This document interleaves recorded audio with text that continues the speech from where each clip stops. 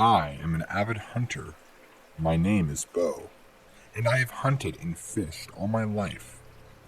I joined the Army straight out of high school, and now I work 6 days a week. But enough about me. Y'all want to know what true nightmares are made out of. I have found out last October, hunting in New River. I had gotten up early that morning and cooked breakfast for my fiance. My fiance loves fried eggs in the morning, and I do them exactly like she likes. So we eat, and I get my camo out of the bag, as well as my rifle out of the cabinet. We headed out that morning, and I took my fiance to work. Her work was on the way to New River. When we pull in, I give her a kiss, and she tells me to bring her home something good.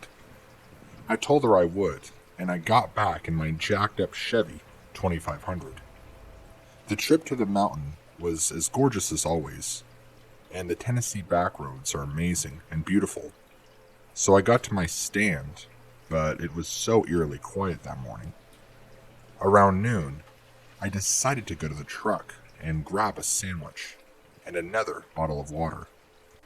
So I eat a peanut butter and syrup sandwich my fiance made me while I was getting ready. She even had time to write me a note, and basically said she loved me, and was happy that we were together, since it was only 1 month out from having our little girl, and she was just an amazing old lady. After I got done, I decided to walk to the tree stand again. On my walk back, in the woods, I start to have this feeling of dread, that something is wrong, that something just isn't right. But I brush it off, thinking maybe it's just nerves, since this is hog country after all, and I have been chased on the road before that I'm walking on. But this just kept getting worse and worse.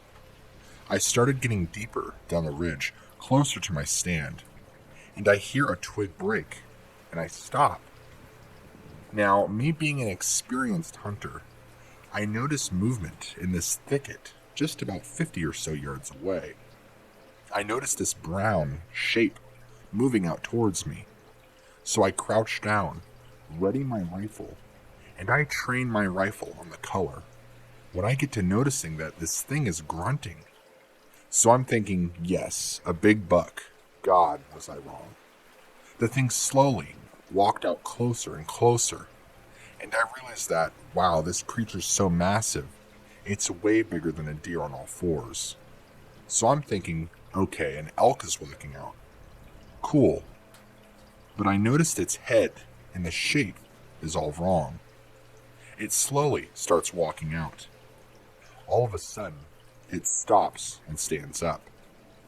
I mean, on 2 legs, it's easily 8 feet tall, but because I'm 6'6", the thicket is just above my head, and this thing's almost a foot to 2 feet above it. It starts sniffing the air, and its head snaps right to my direction. I freeze up at that moment, feeling like I'm concreted to the ground. The wolf thing that I was looking at was beginning to let out this real, deep, almost demonic-like growl. It starts snarling, showing its teeth towards me. I, being army trained, realize if it charges, I'm only getting 1 shot at this thing, so I'd have to make it count. All of a sudden, it begins to tear through the bushes on all fours again. I realize the movie Van Halen's Werewolf is charging at me at full speed. I realized I'm in big trouble, and I hear this branch break behind me. I look over my shoulder and see that there is a second, larger wolf behind me on 2 legs. It is easily 9 feet tall, built like a bodybuilder with jet black fur. It drops to all 4 and starts running full speed towards me. But this one was a lot closer. I spin around and see that this thing is too fast for me to unsafely shoot at with my rifle. I jump out of the way of this monstrous beast charging me. I end up hitting the hard rocks and slid into the red clay mud, just to realize it already crossed the roadbed I've been walking on, and the 2 wolves are set on a collision course. When the bigger black wolf hits the lighter brown wolf, he tackles the brown wolf to the ground. As they are rolling down the hill and clawing and biting and slamming each other into the hard ground, the smaller brown wolf kicks and paws from the bottom when its back claws rip the big black wolf's stomach wide open and throws him off onto the ground. The brown wolf then turns to me. It snarls and starts charging again at full speed. I am awestruck by the power of the wolf and the sheer size of it as it's on its way towards me. But the big black wolf slams the brown one from behind, running its arm through the brown one's side, picking it up and clamps its massive jaws on its shoulder as it throws the brown one down away from me. It lands and rolls about 10 yards and jumps up running away, back through the brush. I let out the breath I didn't even realize I was holding in at that moment. I look at the now bloody and beaten, ripped open black wolf, which is standing with blood dripping off its back claws and glistening white teeth, dripping with the blood of the brown wolf. And for some reason, it registers to me that I have to show that I am no threat to the king of the mountain. I lower the rifle down, away from me, and as I do this thing smirks at me, lets out an ear-shattering roar that turns into a howl. As it looks into my soul, I see the eyes of a beast, and I can understand that it was there to show it was the alpha, and as long as I showed him respect, he will not be a threat. It turned to drop on all fours and ran away after the other. I instantly take off running. Luckily for me and the army, it allowed for me to stay in great shape. I take off up the ridge and make it to the truck. As soon as I get to the door, I realize there's blood all over the side of my truck. I hesitate to look, but I had to know. I flip the rifle safety off, ready to blast anything that'd jump up from the bed of the truck.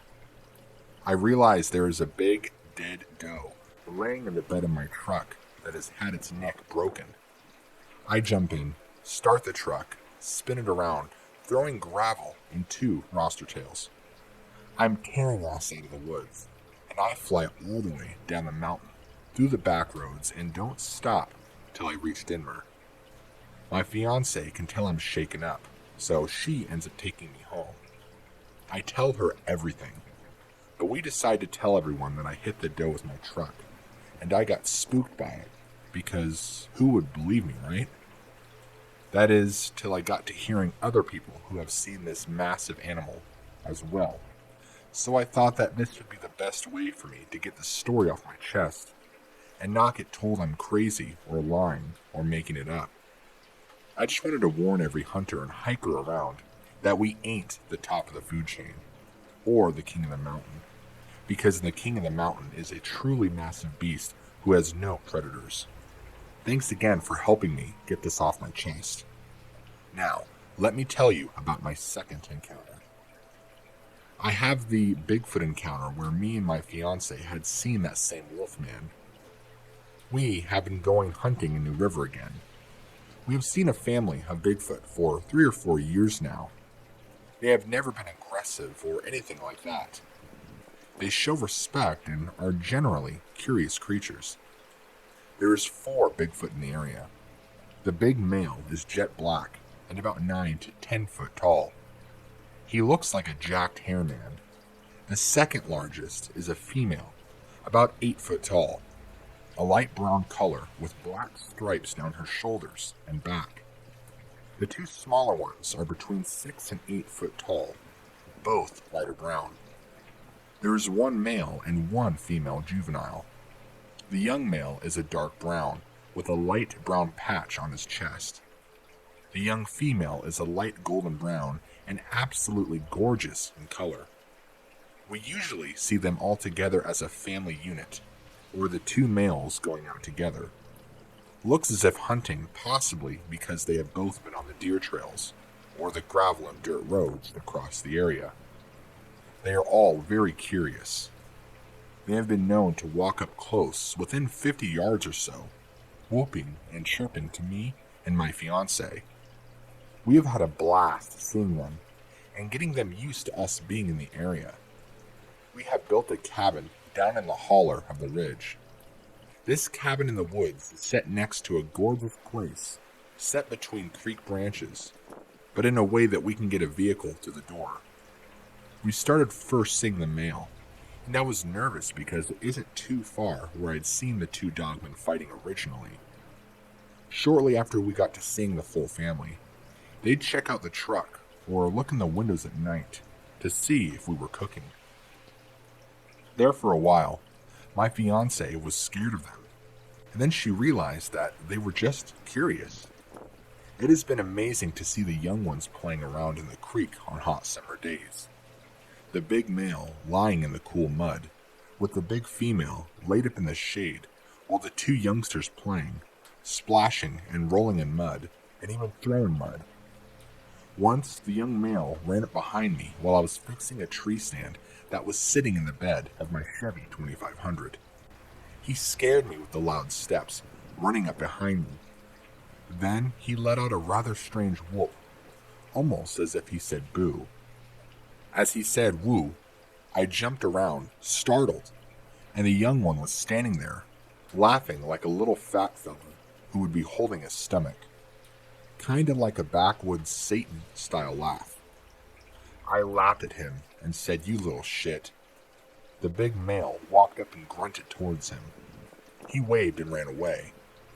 My fiancée had stepped out on the porch when she had heard the sound and waited to see them some more, since it's been the second time that morning that they'd been around.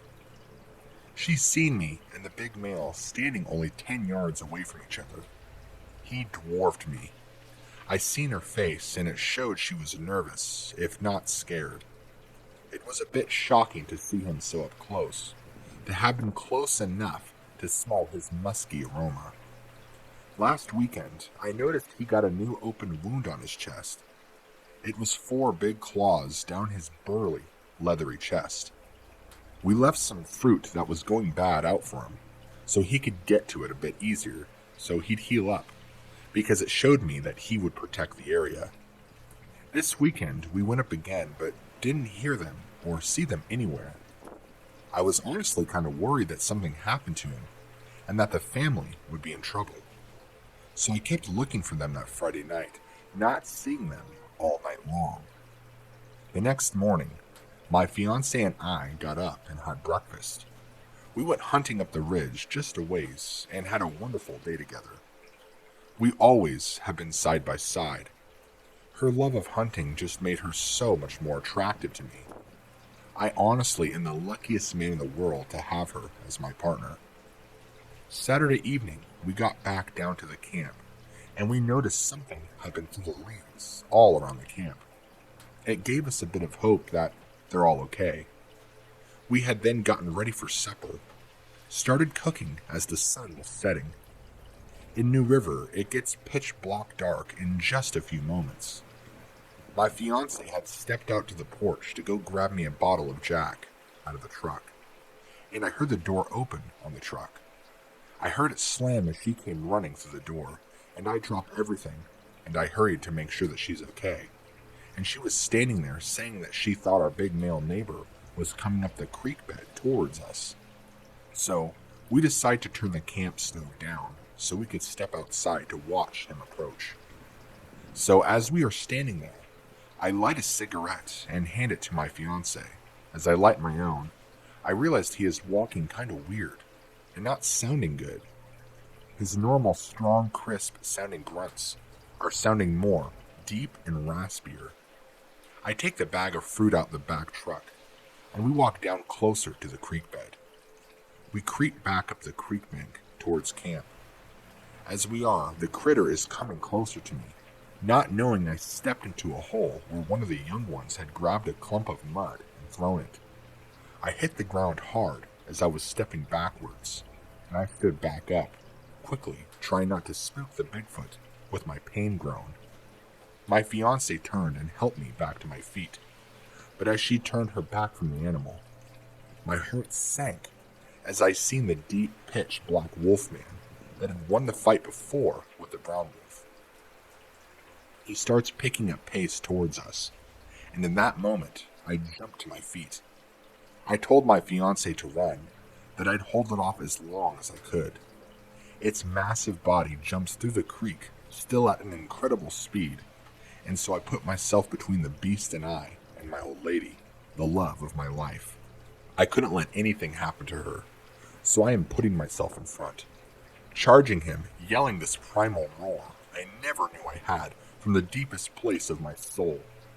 The wolfman breaking out of the water on a full sprint towards me, as I have gotten his attention now. I draw a Bowie knife out of this sheath my grandfather had, left over from the Vietnam War. At this moment, knowing I'm going to die as he would destroy me, all of a sudden, there is a roar from the top of the hill. Standing proud, the young female was roaring and beating her chest as the wolf stops. So do I, to see the new creature trying to enter the fray. My fiancée stops on a dime, and she was staring at me with tears in her eyes as I realized that she has the hunting rifle from the bed of the truck. The wolf starts to snarl and growl. He realizes he's in trouble, and he bats me away, onto my back.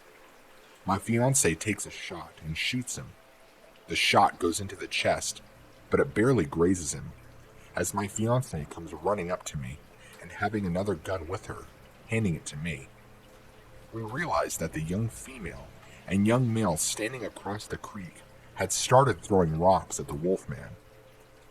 I start backing up slowly towards my fiancée as the big male bursts from the thicket and clears the creek in one jump, and the massive male standing between us and the wolfman. He is roaring and beating his chest. The wolf then starts running again. The big male Bigfoot and the alpha wolfman hit into this devastating brawl. The wolf clawing and slashing the big male, proudly standing there. He grabbed the wolf by the throat and held him back as the two youngsters are pelting the wolfman with rocks. The male flinging its massive large arms down on the wolf and dropping it to its knees. But as that's going on, the wolf slashes the Bigfoot's legs, dropping him to his knees. The Bigfoot and wolfman both being dropped to their knees, and as the Bigfoot hits its knees, it lets out a pained bellow. The wolfman jumps on top of him. Then, one of the other Bigfoot swings a downed tree and smashes the wolfman right in the head. As it flips backwards, she swings, breaking the log across its stomach.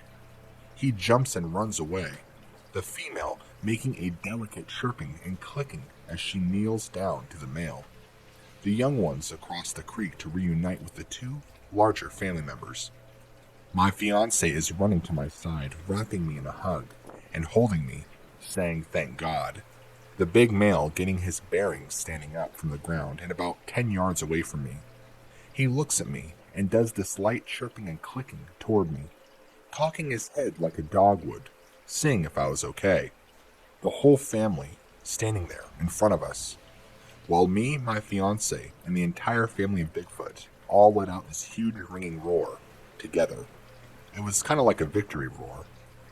Then they slowly make their way back up the hill to the top of the ridge where I believe their cave is located. Me and my fiancée head back to the cabin and get back inside. She checks me out, wraps up my ribs as we load the truck in record time. We leave out of there in the jacked 2500 Chevy. Fiancée holding my hand, saying that she's so proud of me and is just thankful that I'm okay.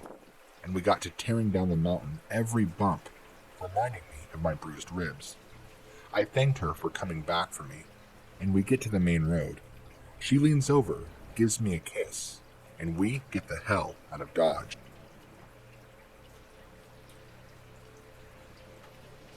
Hey guys, What Lurks Beneath here. I hope you enjoyed this really cool Dogman versus Bigfoot story. I know it might have been a little difficult to listen through just because of how the story was sent in kind of shambles, so I had to slightly reformat it. But hopefully it's written in a way you can generally get the message across. Again, guys, if you like my content, be sure to leave a like, subscribe, leave a comment, and I'll see you all in the next video.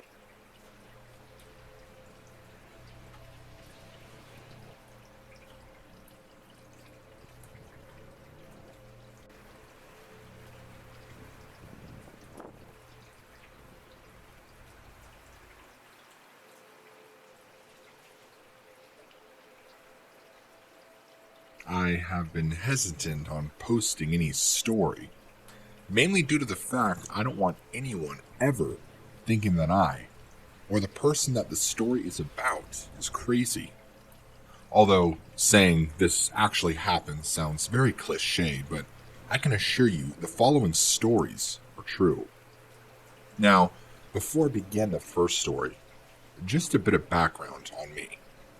I am an intern for a church that does work on Navajo reservation site, helping the community on people's homes. Like roofing repair, repainting, and interior fixing. 8 to 5, with good pay and nice people. So, overall, I'm happy with this. And as a bit of a disclaimer, I'm not trying to offend any Navajo tradition in any way. This is just a first-hand story on what is currently happening on my trip. Over the past 2 months of my internship, I have begun to grow fairly close with some of the residents on the res. One lady in particular that I got to know pretty well was the superstitious type. Like I said, never be outside at night or other random seeming things to me. But the biggest taboo I knew to never mention, mainly because I was told by my superiors, like said never be outside at night or other random seeming things to me like that. But the biggest taboo I knew was to never mention, mainly because I was told by my superiors, was Navajo folklore like skinwalkers. However, one day it was very different in the sense that the question was just burning within me. I was on my lunch break after wrapping up painting parts of her house, and she sits next to me on her porch, and we talk for a while, but I finally feel comfortable enough to ask her about any folklore, about werewolves, or anything of that sort. I didn't really expect a response. I thought maybe she'd quickly say no, and then change the topic. But if anything, I was more scared I may offend her. But, to my surprise, she turns her head, looking toward the outside scenery, hesitates, but then says, "Yes, I know some, and I've experienced it too." She proceeds to tell me a description on the apparent equivalent to a werewolf. To paraphrase, she said, "Werewolves look like normal people, but masked in white paint, covering their face, arms, and chest. Their whole body as white as a corpse, covered with black symbols, quite possibly related to devil worshipping. More specifically, they are gravediggers and necromancers as well. They dig bodies up only to steal jewelry, although they may perform other acts to corpses," as she quickly strayed away from going into too much detail about that. "Werewolves also get their power from the devil. That is how they are able to possess such supernatural strength and endurance." I was surprised to hear this, although I figured werewolves wouldn't look anything like that in Twilight or Scooby-Doo maybe. Although deep down, even though I thought she sounded a bit crazy, before I could ask more questions about these werewolves, she began to tell me her own interaction with these supernatural beasts, and her story gives me chills. She explained that one day, her and her husband were driving on the curvy roads alongside the mountains, only to find a woman with her face covered by her hands and was kneeling in the middle of the road, appearing as though she was crying. The woman looks up towards the car's headlights to reveal the very same white paint and sacrificial symbols mentioned previously. Her husband honked his horn and quickly slams on the brakes, only to be too late, and hears the loud cracking sound of the woman's bones and the splash of blood all over the windshield.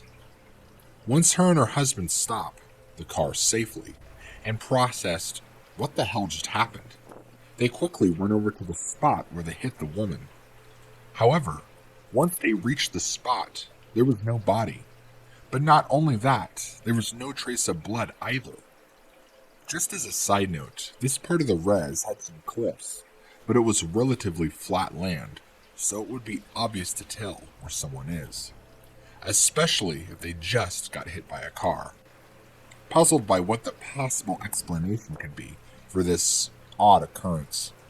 Her and her husband drove back home, trying to neglect the thought that they had just witnessed a werewolf. However, being the non-paranormal believers they were at the time, they tried to just close this occurrence off as them just losing their minds. As interesting as her story was, this got me thinking, is it possible for this werewolf story to be true? Or is this her own way of describing a skinwalker or other supernatural phenomenon because she didn't think I knew what a skinwalker was?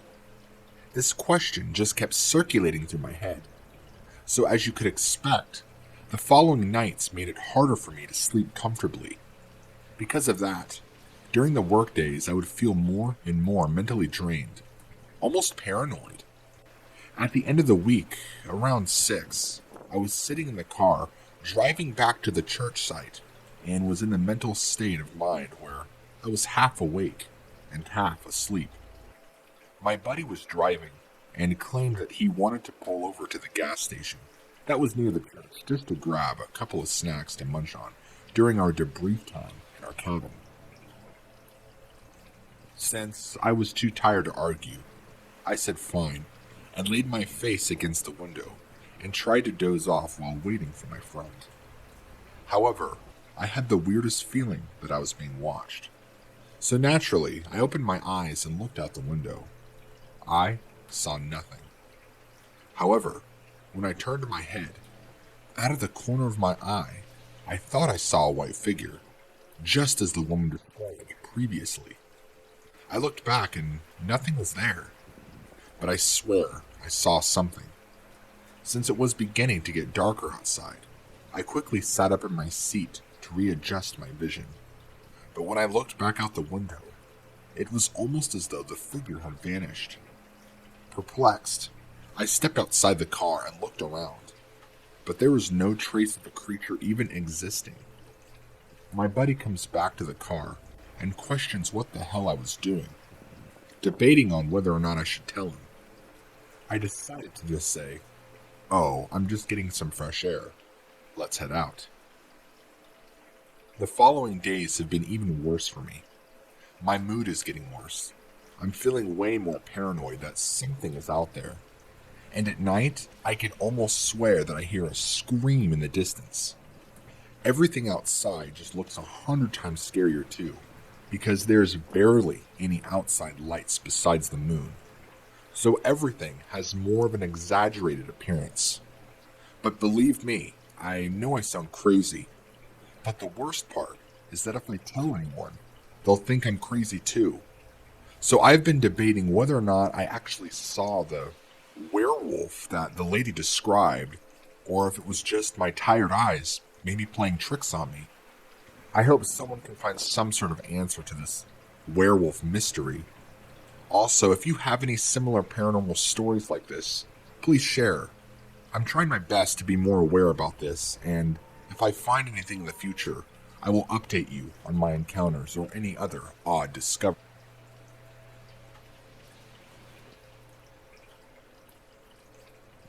Hi, I just wanted to write into you about an experience I've had recently with these so-called dogmen.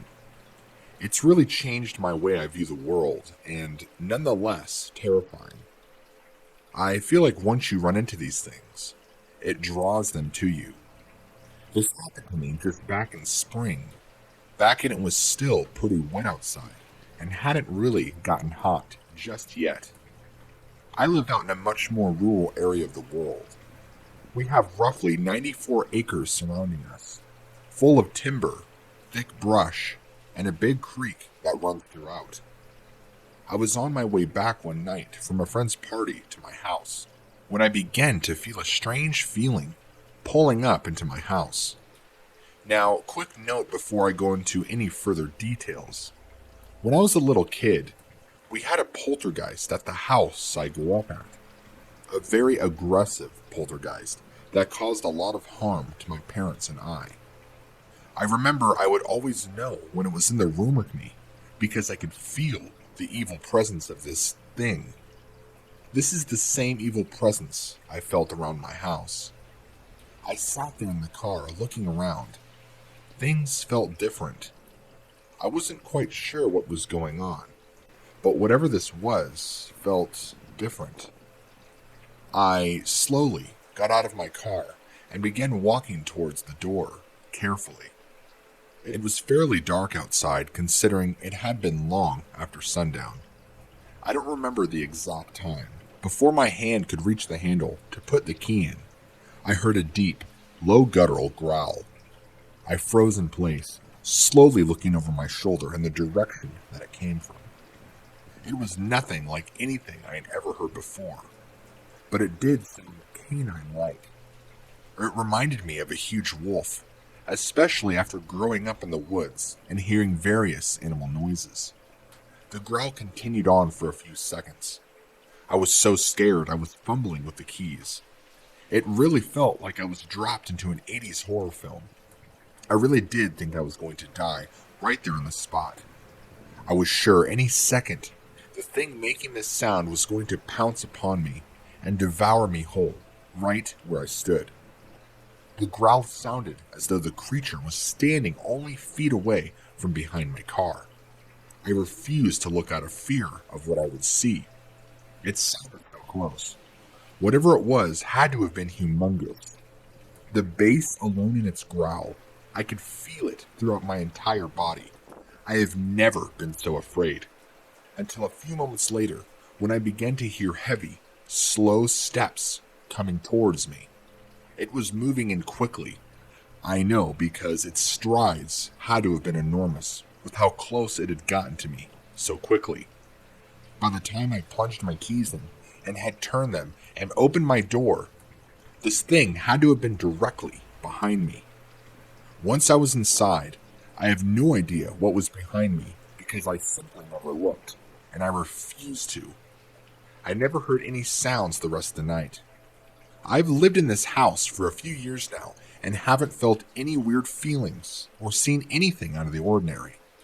I've tried to look online for anything, and everything seems to point me in the direction of what's called a Dogman, just based off the growling and the horrible feelings of fear. I wasn't doing anything out of the ordinary that night either. When I had left my home in the evening, all was fine and quiet, as it usually is. With 94 or so acres surrounding you, you often hear a lot of wildlife and the occasional deer, but I've never felt anything like what I did that night. I've never seen anything weird out in the wilderness, nor have I heard anyone encountering anything strange. Like I said before, I've lived at this property a few years, and we do get a lot of critters out here, but not what that thing was. There ain't nothing big enough out here to growl as loud as that thing sounded. I swear it could have been the size of a moose. Its presence alone terrified me. But what really scares me is how helpless I felt. It's like it was letting me know that it could have easily gotten me, and there is nothing I could have done. I felt like it left a mark on me. I don't know how to explain it.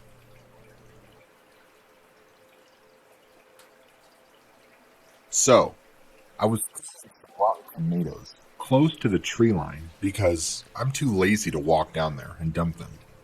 I threw one that came close to hitting the trees, and that's when I saw movement about 5 feet above the ground. Not really leaves or branches moving, more like a shadow moving, if that makes any sense. I stood completely still and just listened to what I thought was breathing. I thought maybe it was possibly wind doing something weird going through the leaves, but to me it sounded like breathing. I continued to stand there, focusing on the spot where the shadow had moved, and saw what looked like a pointy ear, not ears. I couldn't see the other half. First thought was that it looked like a big dog, but from what I could see, which wasn't much, I threw the final bad tomato in that direction and saw the shadow move quickly back, followed by 2 to 3 heavy steps, and that's it. I just stood there thinking, nah, I'm just tired from work, go to bed. This happened about 4 weeks ago, shortly before my vacation. While on my vacation, I kept thinking about what the hell that was, and tried to do some quick research while relaxing poolside and kept coming across Dogman sightings. Upon my return, nothing more has happened. No shadows, no moving, no growling, or any other stuff people report when encountering this thing. I don't really know what to think. I'm hoping if it was something, it moved on.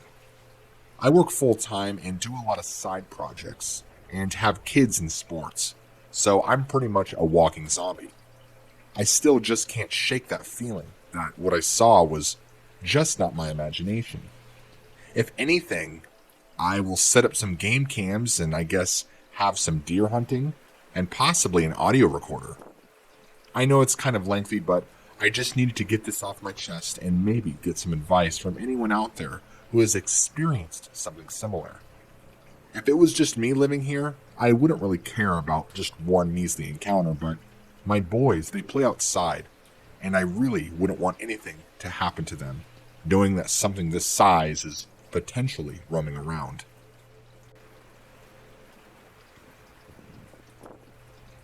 I had stayed at my friend's place by Lansing for a couple of weeks and decided to take off and head towards the shore of Lake Michigan, up through Petoskey and over the Upper Peninsula. It was dark by the time I got to Pentwater, a small resort town on the shore of Lake Michigan in the western part of the state. I was kind of confused at a stop sign and lurched to a stop. Started and stopped. I looked up and there was a police officer stopped over to my right. I decided to make a right turn and then turn into a neighborhood. I made my way back to the main road and took a right. As I turned back on the main road, I saw a small hill going up into a wooded area on the left. I saw some sort of animal in the grassy area between the road and the trees. I thought to myself, oh cool, I'm going to see some wildlife, like a possum or a badger or something. But as I got near it, it seemed to move in a very unnatural way for an animal like that. Sort of too fast and too jerky as it ran to the side, and then down the hill. It appeared to be brown and reddish tobacco colored, and furry. It looked much larger, too. More like a human size. After I passed it, I looked up in my rearview mirror. The animal had stood up on its hind legs and ran across the street, leaning over with its front arms hanging down. Classic werewolf-type horror movie pose. I had been planning on camping out in that area, but now, no way. I drove over 2 hours before I stopped after that. I am an outdoorsman. I'm very experienced in hunting, camping, hiking, and general survival. I'm very familiar and used to all kinds of wildlife, and I was charged by what I believe was a cryptid called the Dogman. It charged me and my cousin. It was not a bear. A bear cannot move how it did, and it was not a normal wolf, as they can't comfortably run on 2 legs, whereas what charged us seemed natural at doing that. I can elaborate further if you wish. This happened back around June or July of 2007, I believe. I was around 17 years old and more cocky then, but still somewhat knowledgeable of the outdoors around me. My family used to own a cabin in northwestern Wisconsin. I basically grew up there in the summer. I knew the woods well, but at night it was wise to stay in the cabin, or at least by the bonfire by the beach, just because of bears, wolves, and cougars. One of the creepiest things was, if you were having a bonfire, the tree line was visible from the fire pit and beach, and at night, you always felt like you were being watched from that tree line. But during the day, the woods always seemed normal, not so creepy at all. That is, until this incident. So this happened somewhere between midnight and 3 in the morning. Me and my cousin were having an airsoft battle. I was in full woodland camo. He was not. I retreated onto the ATV trail into the woods for a tactical advantage, and our battle took us about 200 meters in, to about a third of the way up the trail. We had enough at this point and were standing at the edge of a clearing on the trail, talking, and he was maybe 10 feet from me, when I decided to mess with him. I shushed him and said, "We're being watched." He froze. Then I realized the woods were dead quiet, and I got spooked and started scanning the tree line and the other edge of the clearing from left to right when I saw it. Its teeth gave it away. It was panting and staring at my cousin. I don't expect you to believe me, but what I saw was a wolf as big as a black bear, at least 300 pounds. But it wasn't normal. This wolf was on 2 legs, crouching next to a tree, with its arm grasping the tree, grasping with a clawed hand. It had reddish-brown fur. I told my cousin that, "We have to go." And the next thing I know, he is sprinting, and I look back at Wolfie, who had locked on and sprinted a few steps on 2 feet. And then I turned and I ran, when it looked like Wolfie was dropping to all 4s. This thing charged us and sounded right on our asses, barreling through the brush. But for whatever reason, let us go when we broke out of the tree line and headed for the cabin. What stuck with me the most was the sheer size. Wolfie appeared to be nearly 7 feet tall when upright, and that where it should have had the front paws, it appeared to have large clawed hands. Now I'm not sure how to explain it away rationally. I have heard wolves will occasionally kind of walk upright, but as far as I know, they can't sprint on 2 legs. Nor do wolves even get that big. And black bears more waddle on 2 legs. The closest description is silly. A werewolf or dogman. Thank you for reading.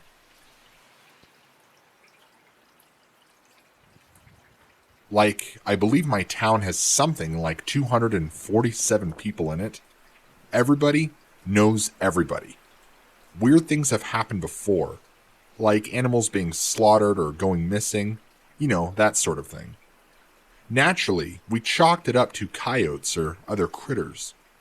See, I'm an avid hunter, so I was heading out to the woods with my bow, a fully decked out Matthews Creed. I got out a little earlier than usual, so it was still pretty dark. I've never minded the woods before, so all I planned on doing was relaxing in my stand for a while, as I didn't feel like stalking today. It's not too far away from daylight, so the birds and other wildlife are starting to make their morning calls. Usually pretty peaceful, right? I swear to God, in the span of a second, everything in that patch of woods shut up at the exact same time. Dead silence. It didn't even try to be subtle. That alone scared the piss out of me. So naturally, my scared self froze and just listened for anything. My first thought was, oh shit, something's out here with me. Which freaked me out even more. Then I started to think maybe it was just a bear or a bobcat, which was still terrified to meet up with, but at least gave me a logical answer. I figured I could hear a bear coming, but I knew big cats were renowned for stalking people without their knowing, which scared the daylight out of me. I decided to keep moving towards my stand, post up, and just point my bow down the tree. After what seemed like forever, I freaking made it. I shuffled up the stand, pulled out my knife, just in case, and just listened. Dawn was definitely breaking now, which made me feel much better. Still though, no sounds of wildlife, which was getting more and more eerie by the second. Now, my stand is perched on the side of a creek. The creek wasn't very deep, like maybe to the top of your ankle. About the only sound I could hear was the slight noise of running water. Then I hear something to my right, and it is running fast. I instantly raise my bow and wait, shitting my pants in the moment. It's getting louder and louder and closer. I almost screamed when I saw this bastard. It literally looked like something out of the movie Dog Soldiers, only a little bit more muscular. This thing busted through the brush, ran down the slope and through the creek, then disappeared on the other side. I've seen some stuff, let me tell you, but I was shaking like a newborn baby.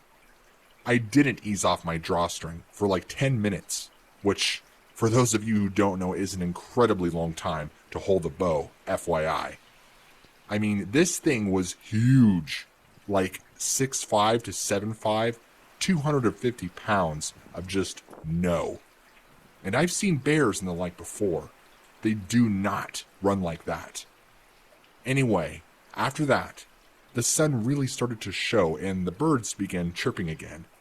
I had calmed myself down after a while, so I noped out of there in a hurry. While I was terrified at the time, it's definitely going to be one of my coolest memories to look back on. I'm just going to move my stand and hopefully hunt elsewhere.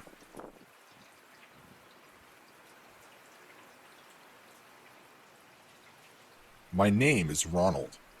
I'm 20 years old and I live near a small town in Wayne County, West Virginia.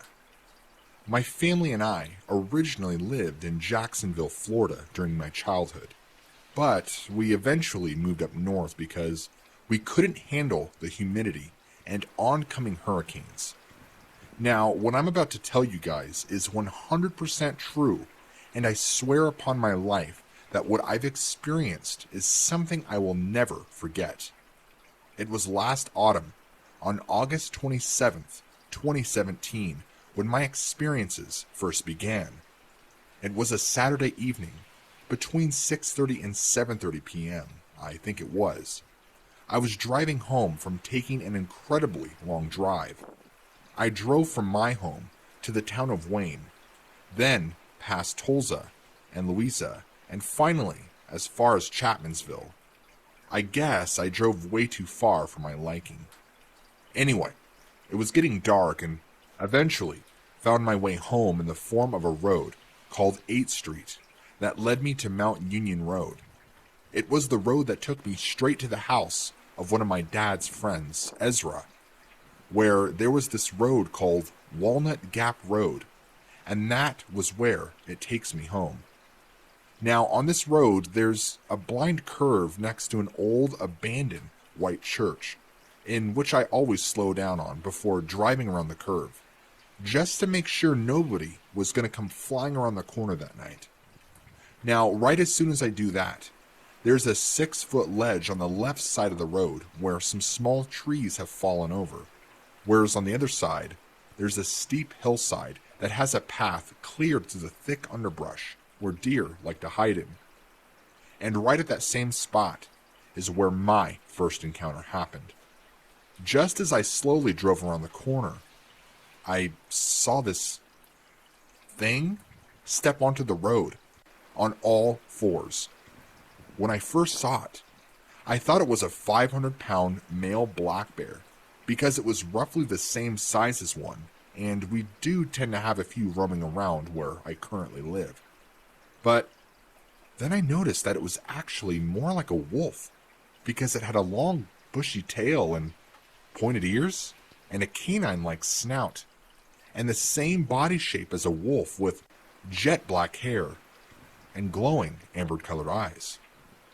By the time it stepped out onto the road, the wolf had turned its head towards my direction and stared right at me. I was ecstatic at first to actually see a wolf in the wild, but at the same time, I realized that there was something rather off about this thing, about my encounter. There shouldn't be a wolf out there this big. In fact, the more I think about it, there shouldn't even be any wolves out here in West Virginia anymore, since the timber wolves that once lived in these woods were killed off. Was the state government secretly using conservation efforts to repopulate wolves here in the state? Did a pack of wolves escape from a wildlife sanctuary and somehow found their way here? If so, then how did this get so freaking huge? Not only did the wolf's abnormal size catch my attention, so did the look in its eyes. They looked different from what I've seen in the eyes of any canine I know of. They looked much more intelligent than anything of any animal I've seen.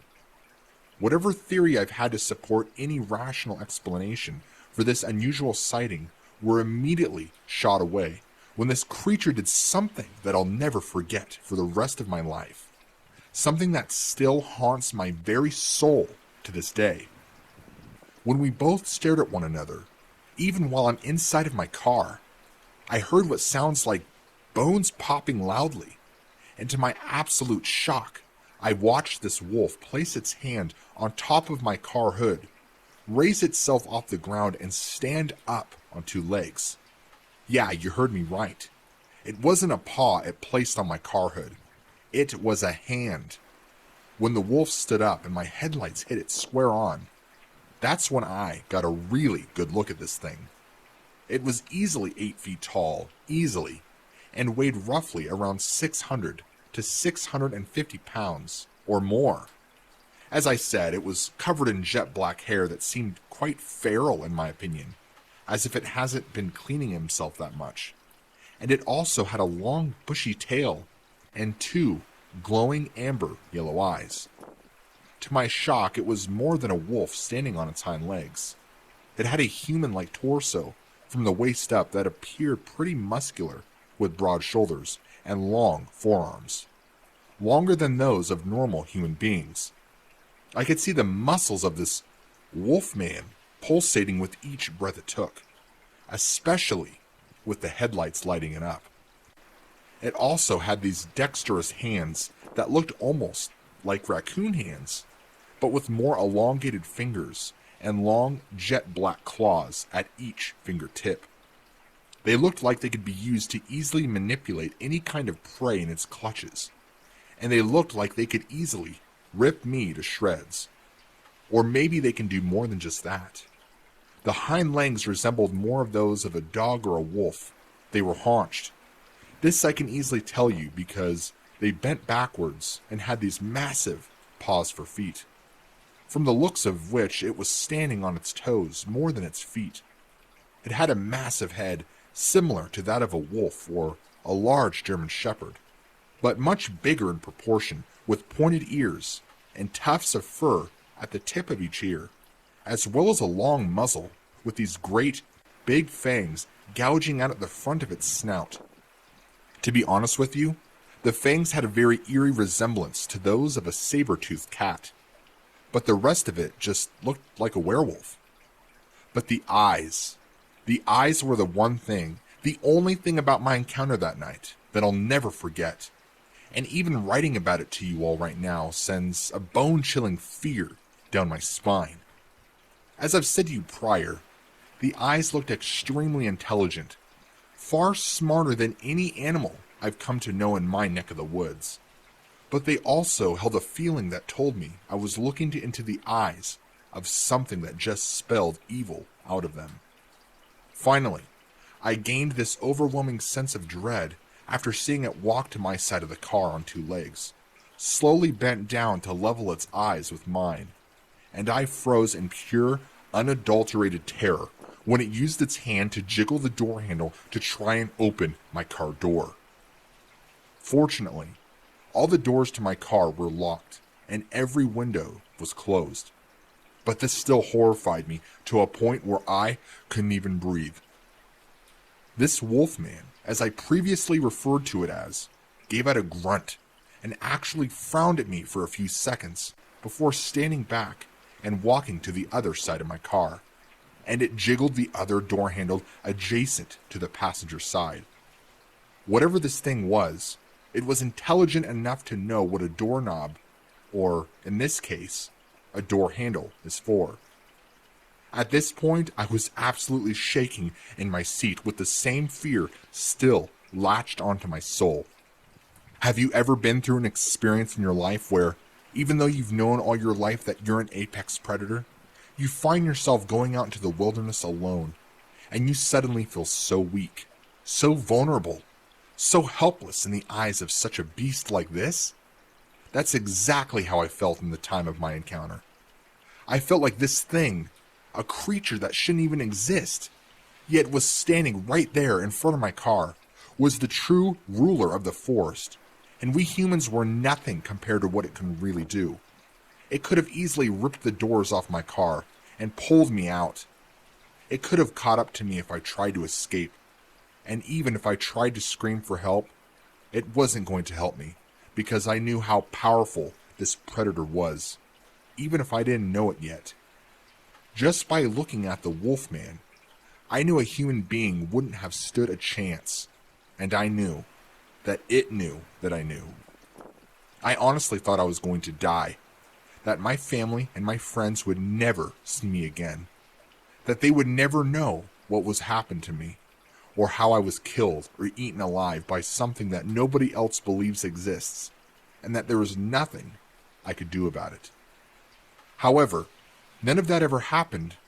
It was as if God himself was watching over me that night, protecting me from the malevolent beast that was circling me. Instead of attacking me head on, the Wolfman bared its teeth at me and let out an extremely deafening snarl before walking around the front side of my car, crossing the road on its hind legs in just 2 steps. The encounter didn't end there, though. By the time it crossed the road, it paused for a couple of seconds before it slowly turned around to look at me one last time. As soon as it did that, I could have sworn right then and there that it wasn't alone. I looked over its shoulders, and I could see multiple pairs of eyes staring directly at me. I knew they were of the same creature as the first one because they held the same eye shine and gave off the same growls. I estimate that I saw at least 5 other pairs of eyes staring at me. 3 of them were low on the ground on all fours. The other 2 were standing upright. But they didn't reveal themselves out of the darkness like the first one did. In my opinion, I think he might have been the alpha male of his pack. If you all think encountering one werewolf-like creature was terrifying enough, imagine how I felt when I saw there was more than one. With that scary thought, I snapped out of my trance and decided to get the hell out. I slammed hard on my accelerator, and I bolted away and drove out of there like a bat out of hell. I'm not pulling your leg here, but the distance from right where I was when I saw those things to my home, I literally arrived home and pulled into the garage in just 1 minute. By the time I arrived, I was in tears. I've never felt that scared before in my entire life. And not only that, that was the first time I've cried that much in a long time. My parents were concerned about the state I was in and asked me what had happened. I basically told them everything that transpired just before I pulled in. Now, I may have made up different stories and stuff before, but that was only when I was little, and whatever I've experienced wasn't a joke. I told them the whole truth with honesty, but terror in my voice.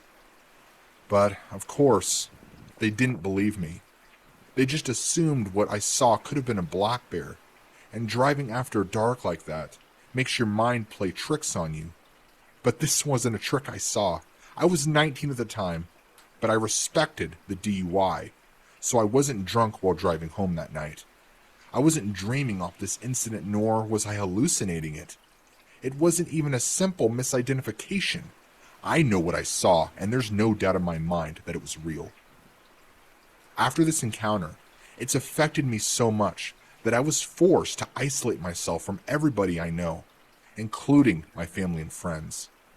For a little over a month or 2, but I eventually broke out of my shell and got back into my social life again. However, I took this time to do some intense research on what I saw, and that's when I came upon the Dogman phenomenon for the first time. According to several eyewitness testimonies, people have reported seeing the exact same creature all over the US and even in some remote parts of the world. This in turn filled me with relief, knowing that I wasn't alone, that there are people out there who swear on their lives, and even to this day, and what they saw out there were real. They're not a haunting part of humanity's imagination, like we all believe them to be. Monsters do exist in this world, and this fact alone makes us realize how small our world really is. To me, it makes me wonder that if a pack of werewolf-like creatures can exist, then what else could be out there lurking in the shadows, watching us with intelligent eyes, waiting for us to prove their existence in man's world.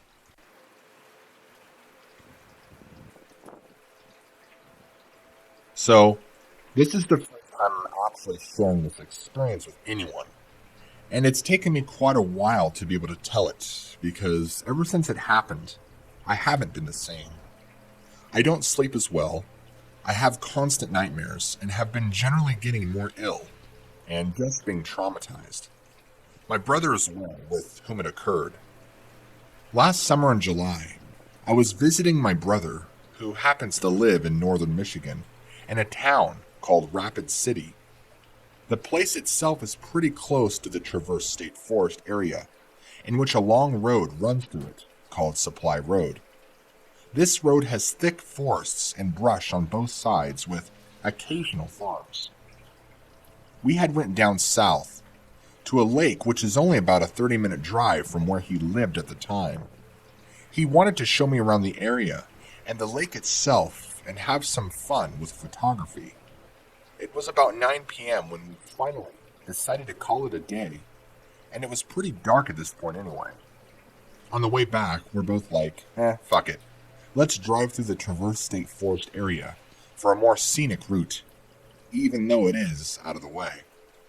We both loved the woods and going through scenic routes, and I loved getting to see new parts of Michigan.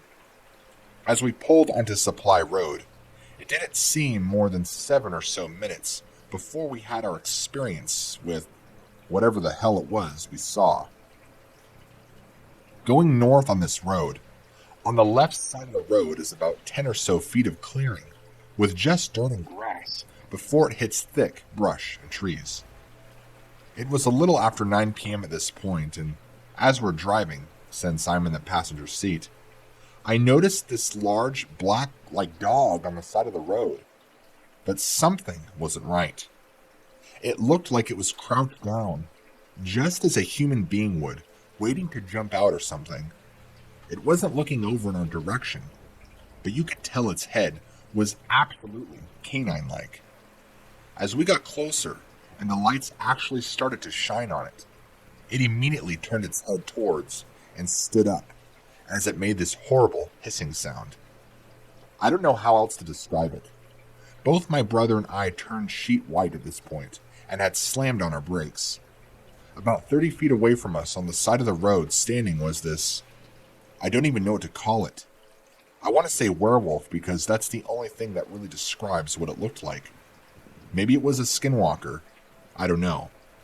This beast had piercing, sharp yellow eyes that for some reason didn't reflect at all when the lights hit them. But they just almost seemed to glow on their own, which was creepy in and of itself. This thing had a longer snout and very pointed ears and was massive. When it hissed at us, you could see how sharp and massive its teeth were and how fast it stood up and scared us both, as we had startled this thing. It honestly looked like something out of a horror movie, and the CGI actually looked real. We had our windows rolled down the way home, and we smelled what I can only describe as if you mixed garbage, decaying flesh, and wet dog together.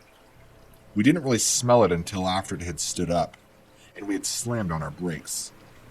This thing was about 8 or 9 feet, I would say, with a humongous build. This thing wasn't bulky per se, but it was big, and was extremely lean.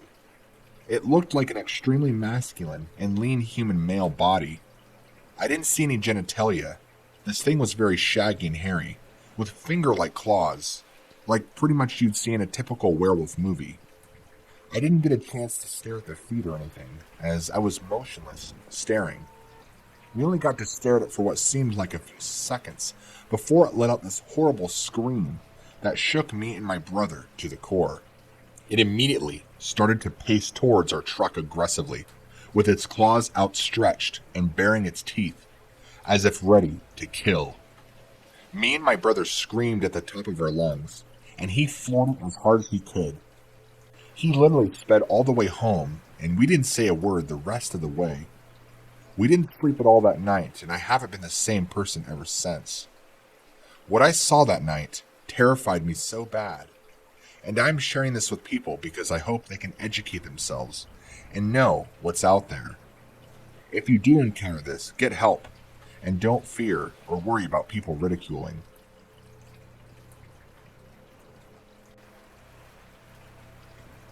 This is something that happened to my husband and I a good 9 or so years ago. We had gone to watch a friend's band play and were headed home from downtown Dallas. I don't live in the metropolis any longer, so not personal info.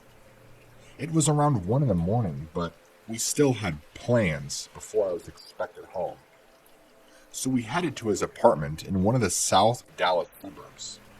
This is a pretty well-populated suburb, but by the time we got close to his apartment, the roads were pretty much empty. We exited the highway and turned onto the street that led to his apartment. But as soon as we passed the traffic light under the highway, we both saw it, plain as day. Stone cold sober and wide awake, we both saw a mother effing werewolf type creature exit a neighborhood street and calmly run in about 4 steps across a 4-lane road. It was about 75 yards in front of us, but it wasn't exactly the way I'd imagine a werewolf. It was entirely canine. No human features at all, except for the fact that it was on 2 legs. The legs were massive, and the thing was about 7 feet tall, but the arms reminded me of a T-Rex. They were small and clung to the dog, or creature. They seemed very useless if the thing were trying to attack something. The head was also odd. Besides being a typical dog color, so grayish-black, the eyes were bright glowing yellow, even when there weren't headlights shining directly in them. It didn't look like the glow an animal gets from lights in their eyes anyway. But the thing that stood out to me the most was that the eyes were biocular, like a fish. I saw the eyes clearly, even though he was completely profiled to us. The road we were driving on had heavy trees to the right-hand side of us. When it came out, it was running, but crossed this road in just a few steps. It was big enough and effortlessly fast enough to know that a human couldn't have dressed up and done this. There was an open field that it ran into. When my husband and I got to where the trees broke, we both turned our heads to look, but it was long gone by then. I think the only thing that was said was a quiet, "What the hell?" by me. More about what this thing looked like, though. It was more menacing than you could ever imagine. But to be honest, much less scary than what I would imagine a werewolf to look like. When it was running across the road, I didn't get the sense that it cared that we saw it, or that it was even trying that hard to cross before we got closer. I didn't feel fear as if we were threatened. Only a disbelief, really. And again, it's not like we were in a rural area by any stretch of the imagination. When we passed the tree line, his apartment complex was literally another 150 yards or so up the road. We hurried in and didn't exactly get to our plans. We basically just sat there in silence, trying to rationalize, I guess. Still to this day, I often think to myself, I mean, really, did this really happen? But as soon as I close my eyes and I think about it, those bright yellow eyes are still there, and they will never go away.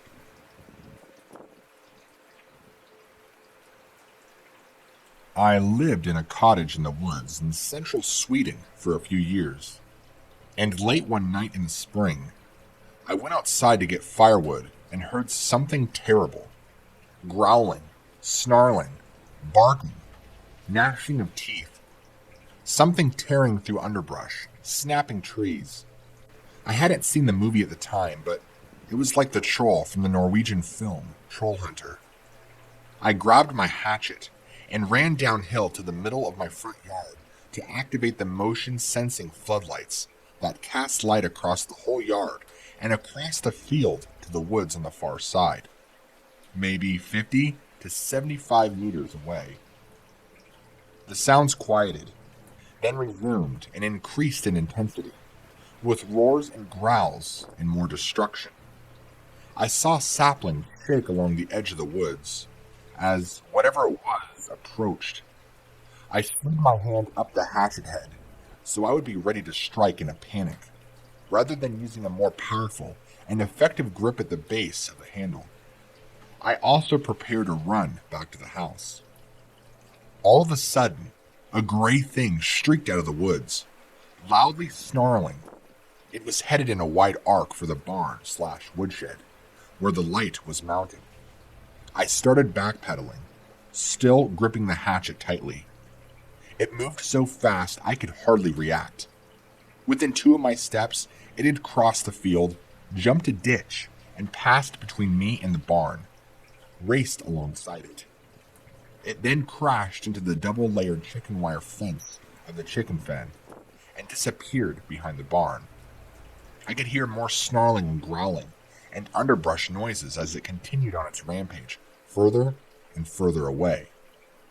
Then I noticed another similar source of noise in the woods, where this one came from, moving through the woods on an interception course to the first monster thing. It, too, faded into the distance. How big was this thing? About as big as a medium to small dog. Its diminutive size compared to the volume and pitch of the sounds it was making was a huge surprise. And the poor lighting situation I had, it was very difficult to tell anything about the color, but I think it was mainly gray, with maybe a little bit of brownish tint.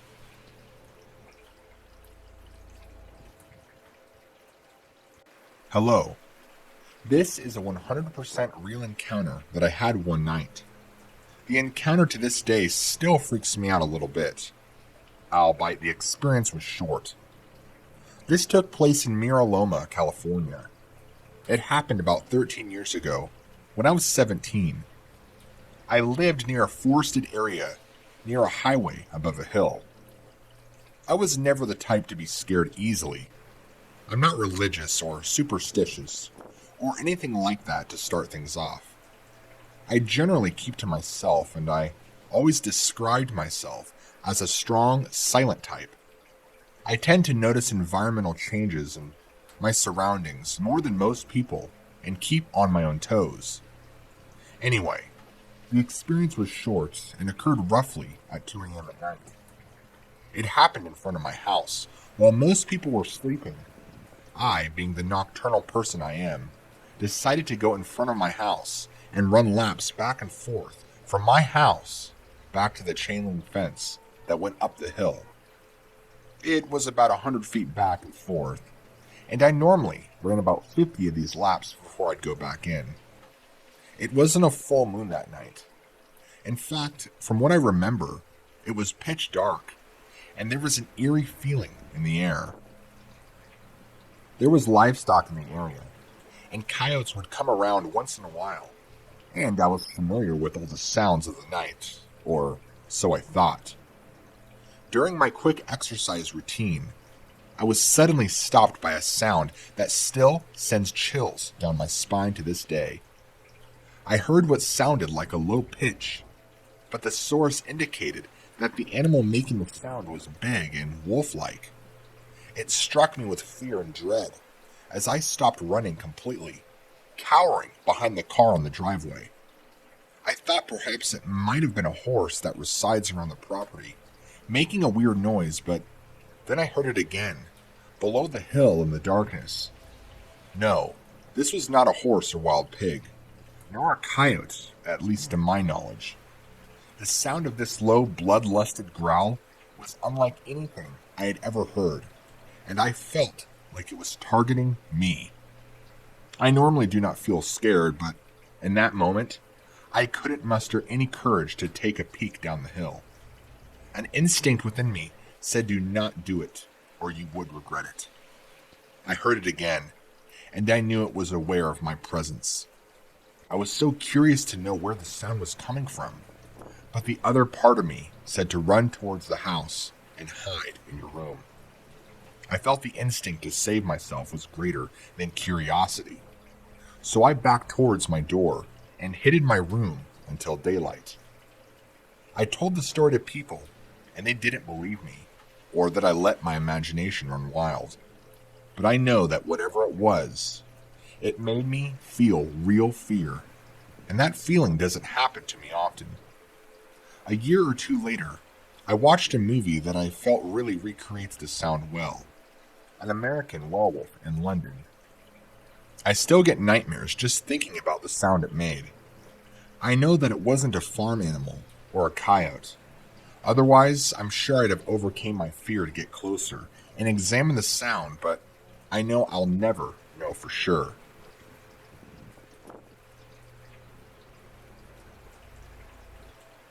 So, when I was younger, 16 or 17 I think, I had an encounter with something strange in the forests near Danbury, Wisconsin. Background on me is that I'm 6'4" and athletic. I'm a hunter, camper, and martial artist. Generally, a survivalist. I was naive and didn't give nature the proper level of respect, and basically was a cocky teenager who felt invincible. Our cabin had been on Long Lake in Wisconsin. The whole area is forested for the most part. I was there on vacation with my cousin and grandparents. It was a nice and hot summer day, and we had decided to play airsoft. At the time, I took airsoft very seriously. I wore a full BDU Woodland with a camouflage mask even. My cousin just wore jeans and a shirt. We had a battle which I took into the woods where I felt comfortable. We were about 150 meters into the forest when we stopped. Then I decided to tease my cousin. I shushed him and said, "We're being watched." Jokingly, of course. Unfortunately, it turned out to not be much of a joke, because I immediately then noticed that the woods were dead quiet, which only happens when a large predator is around. I was on edge very quickly. Next, the feeling of being watched hit me so hard, I started scanning the surrounding area. Then, I saw it. The whitish teeth gave it away. What I saw was at the edge of a clearing about 40 meters from us, crouched and holding onto the tree with its left hand. It was panting and watching us with its ears up. It had reddish-brown hair and looked canine-like. In my head, it clicked as a werewolf. I said to my cousin, "We have to go." And he bolted. I still had my eyes on it when my cousin started sprinting. The creature then charged, but it ran on two legs for maybe 10 feet, then dropping to all fours. I turned and sprinted. I could hear it crashing through the woods behind us. Once back at the cabin, we discussed it, but it's still unclear if my cousin saw it. I told him I thought it was a bear, not to freak him out, but I know bears and it wasn't a bear. I started doing research on these things after my encounter, which brought me to many Dogman-related websites and forums. What I saw coincides with other people's sightings. I am now far better about respecting nature, and I am extremely cautious with forests. If I go into nature alone, I'm always armed, but I prefer to not be alone. Remember, those that are listening, always trust your senses.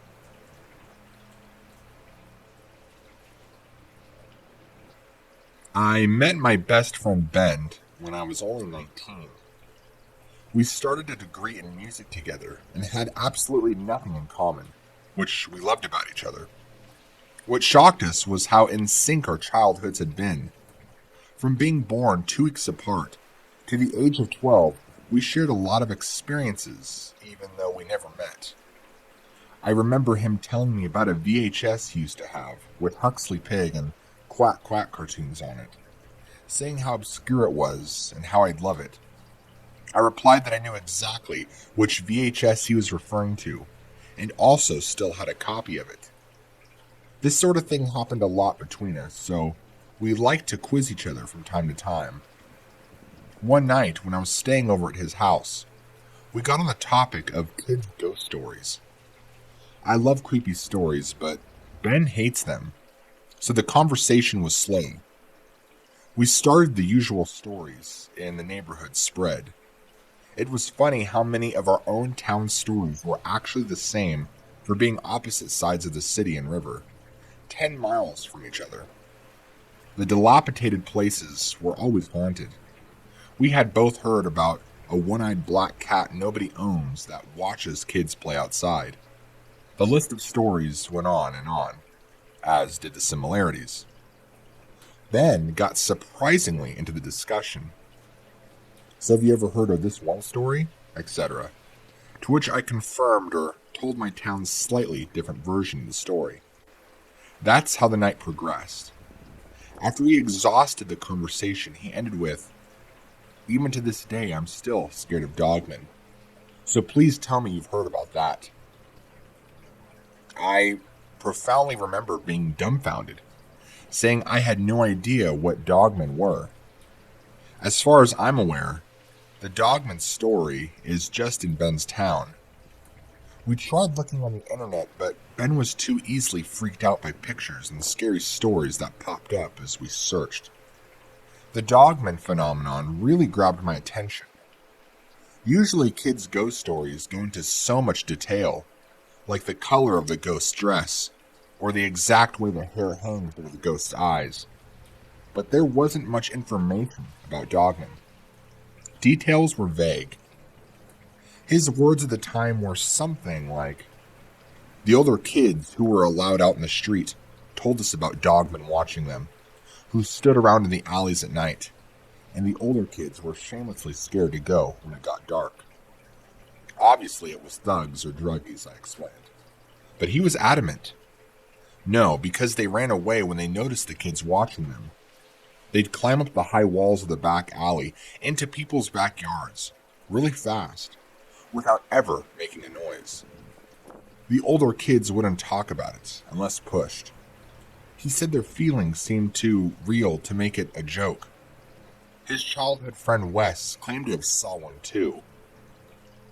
The story goes that Dogmen would be found standing in small groups, or more often solitary, in the middle of an alley, looking for scraps of food, or better yet, for young children to eat. Ben seriously thinks he saw one with his mom one day walking back from stores. Apparently it was in a fenced-off area where a block of flats had been demolished only a few years before. At the opposite side of this land, he saw a skinny, hunched-back man cupping his hands full of water from a stream, which ran through the plot, washing his long, greasy hair, almost ritualistically. Even though he didn't seem homeless, his face was quite far away to make out any details, but he swears something about the man wasn't human. I blame the child's imagination and exaggerated memories, but he swears it. He showed me the area that next morning. If he and his mother remember correctly, I have no idea why a homeless man would ever be around that area. I first met Wes a few weeks after the night I learned about Dogman, and didn't hesitate to ask for his first-hand account of it. It was the main reason I decided to meet him after all. His description was similar to Ben's, but his encounter was far more close up. Wes lived further from the local corner shop than Ben, and used to take a shortcut through an alley where he walked. The wheelie bins were out that day. He said he could hear a cat or dog or feeding on something discarded behind the bins.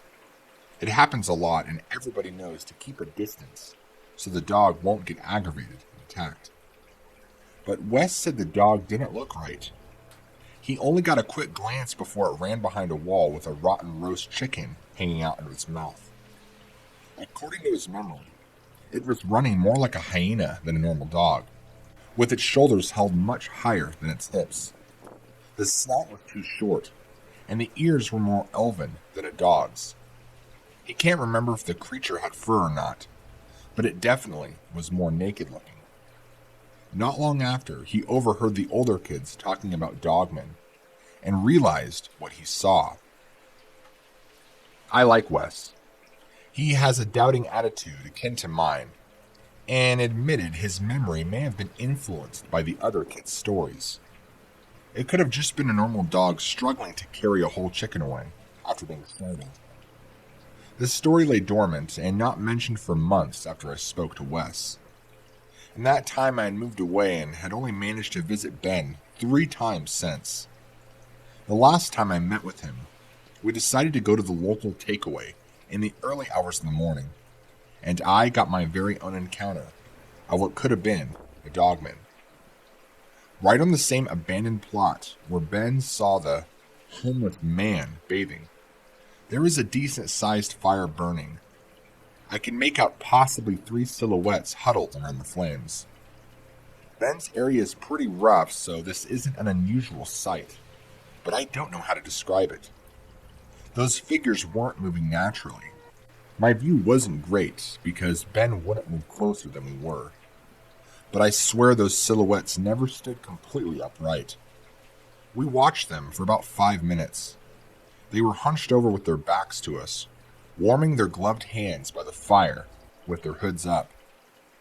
I remember one of them moving closer to the fire while keeping its hands on the ground. It would have been easier to just stand and walk closer, but it shuffled awkwardly, using its arms. Everything about their movements were indescribably awkward. I was so excited. It had to have been the dogman. I didn't want them to spot us, so we left pretty soon after, but I forced Ben to visit the bonfire with me the next day.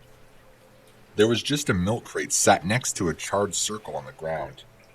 Nothing to prove these beings were inhuman. Strangely, there were bones amongst the smoldering papers and branches that had been burning the night before. We could make out sooty handprints where at least one of the persons had presumably crawled directly over the charred ground. The trail of handprints led away from the bonfire and faded after a couple of meters. That was all that was found. We walked away feeling slightly silly, laughing at how we had probably been stalking a trio of drunk tramps. However, Ben's realization unnerved us terribly. As the hand trail faded, he pointed out a large paw print becoming more and more prominent in the middle, fading handprints. Then it struck me why I found their gait so weird the night before. As the man had walked closer to the fire, he placed his feet in exactly the same spot where his hands had been. We stared in shock, not sure what to make of the trail. Then the yelps and growls of dogs fighting came from a bush uncomfortably close to us. I'm not ashamed to say we ran away. Maybe it was just a pack of dogs, I don't know. We didn't care to look, and I'm never going back there to find out. I know these sets of encounters and stories don't match the typical Dogman encounter, but I still thought these events would be interesting to share, as they might shed some light on the whole Dogman phenomenon. Thank you. Have a wonderful day.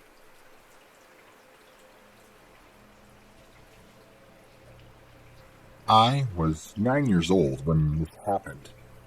At this point, I still shared a room with my sister, and so my bed was on one wall with a big window on the opposite side. My sister's bed was right underneath that window. We were on the first floor of the house, but we live on a hill, so it's slanted and it's still pretty high. Anyway, I woke up one Saturday night feeling really thirsty. It was about 2 or so in the morning, and everyone else in my family was asleep. I was about to crawl out of my bed to go to the bathroom just down the hall when I looked at the window and froze. At the very bottom of the window, there was a really dark shape. It looked kind of like the top part of a Siberian husky's head. It was a big thing with 2 points that looked like ears on the top. I couldn't make out any other features, so while I was still scared, I just thought it was a reflection of the pillows at the end of my sister's bed. Then it moved. You know how dogs kind of twitch their ears and perk them up when they're trying to hear better? That's what this shape did. The 2 points that I took for ears twitched and then came back into place. And it wasn't subtle movement at all, so I knew it just wasn't a reflection. The whole Dogman story is really big here, and we lived right in the woods. So I immediately thought of that. I got really scared. So I did the typical kid thing and pulled the covers over my head and went back to sleep without ever getting my water. In the morning, there was nothing outside the window. No marks on the side of the house. Nothing. No evidence that there had ever been something there at all. The thing that really stumps me is wondering how anything would manage to stay up by a window that's 9 feet off the ground in the first place. Since I was 9, I do accept that it was possible. I just imagined it. I already knew the Dogman Stories. Maybe I was just scared to begin with, and that fear kind of manifested itself. At the same time, I really do believe that there was something outside my window. Dogman or not.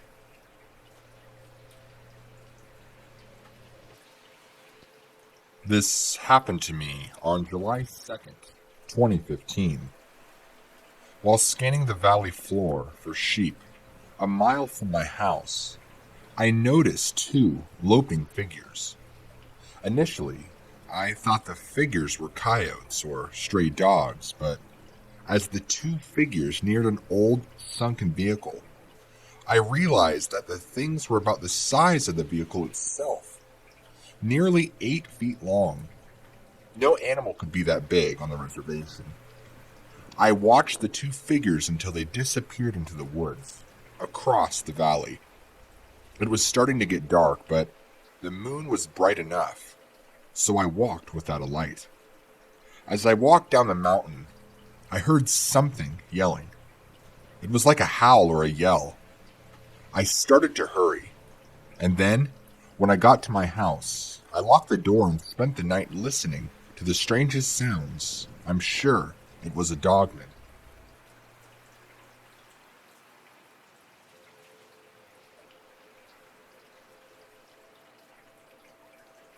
This happened to me last winter, and I haven't seen this creature since.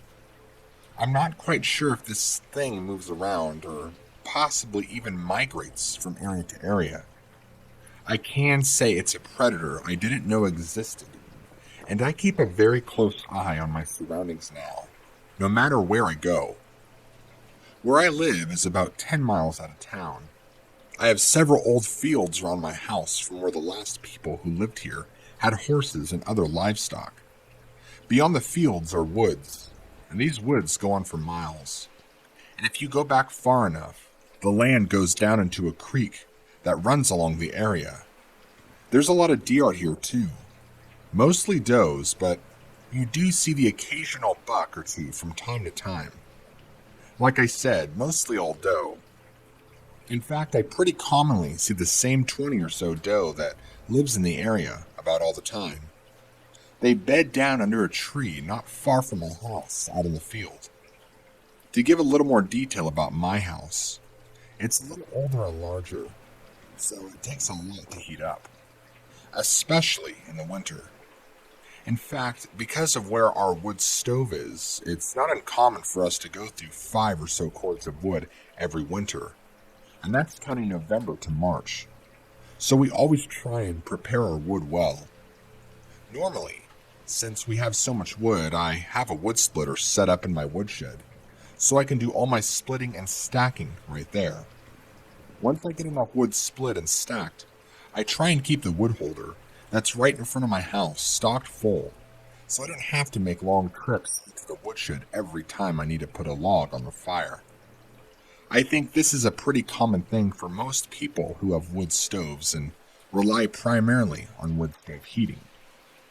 In the morning, before I leave for work, I usually try and have my wood holder outside my front door, full of wood for my wife, so she doesn't have to go into our shed. But this particular morning, I was running late, and I can't remember why.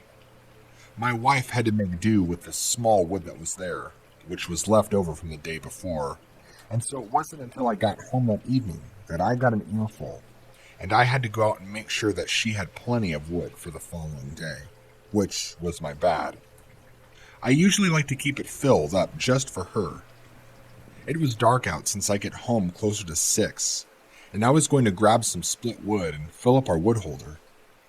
I remember stepping outside my house and noticing the air feeling different. Do you know the feeling that when a thunderstorm approaches and the air feels heavier? That's how it felt, except it was January and it was frigid outside. I thought it was weird but quickly brushed it off and walked my way to the shed. As I'm in the shed, I'm grabbing some pieces of wood to put into the holder. I began to get a bad feeling, like someone or something was hiding out beside my shed and was waiting for me to walk out so they could attack me. I keep a knife in my pocket, but with my arms full of a bundle of wood, I wasn't going to offer much of a fight. I felt nervous. I wasn't sure why I was feeling this. We've lived here for years, went through the same thing every winter, been out to the shed and back 1,000,001 times, never had a problem. In fact, the only predators we've ever seen around these parts are coyotes, and maybe a bobcat here or there. Our neighbors are so far away that we never even see them, and I don't ever have anybody just wandering up my driveway knocking on my door. I've never felt uncomfortable any time where I live. At the time, the feeling was so intense, I honestly imagined somebody walking up my driveway planning to hurt me and my family. I tried to brush those thoughts aside and tried to forget about the feeling I had. I walked at a brisk pace back to my front porch to begin loading up the wood holder. As I'm crouched down stacking the wood, the feeling of dread intensifies. What's worse is at this point, my back is completely against the woods and woodshed. I'm defenseless now, a thought that would not escape me. It only took a moment or two for me to stack the wood in the holder before I turned around and stepped off my porch, only to stop right in my tracks. In my direct line of sight were these glowing yellow eyes staring at me from one of the trees close by the woodshed. I could just barely make out the silhouette of something very large behind the tree, with what looked to be a hand holding onto the tree for support. It was pretty dark outside, but my porch light shone enough where I can make out very minimal details. I remember as soon as I saw those eyes, I noticed the shape of tall ears. I stood there in place, frozen, and this thing, not even a couple seconds later, hides back behind the tree. It was watching me. I felt like I was in danger, so I ran inside my house and grabbed my pistol. My wife was wondering why I was pale and had run inside so quickly, grabbing my gun. I explained to her there's a large animal or something outside, and we need to stay inside and be quiet. I was terrified at that moment, but looking back, I think it was more because of the unknown at the time.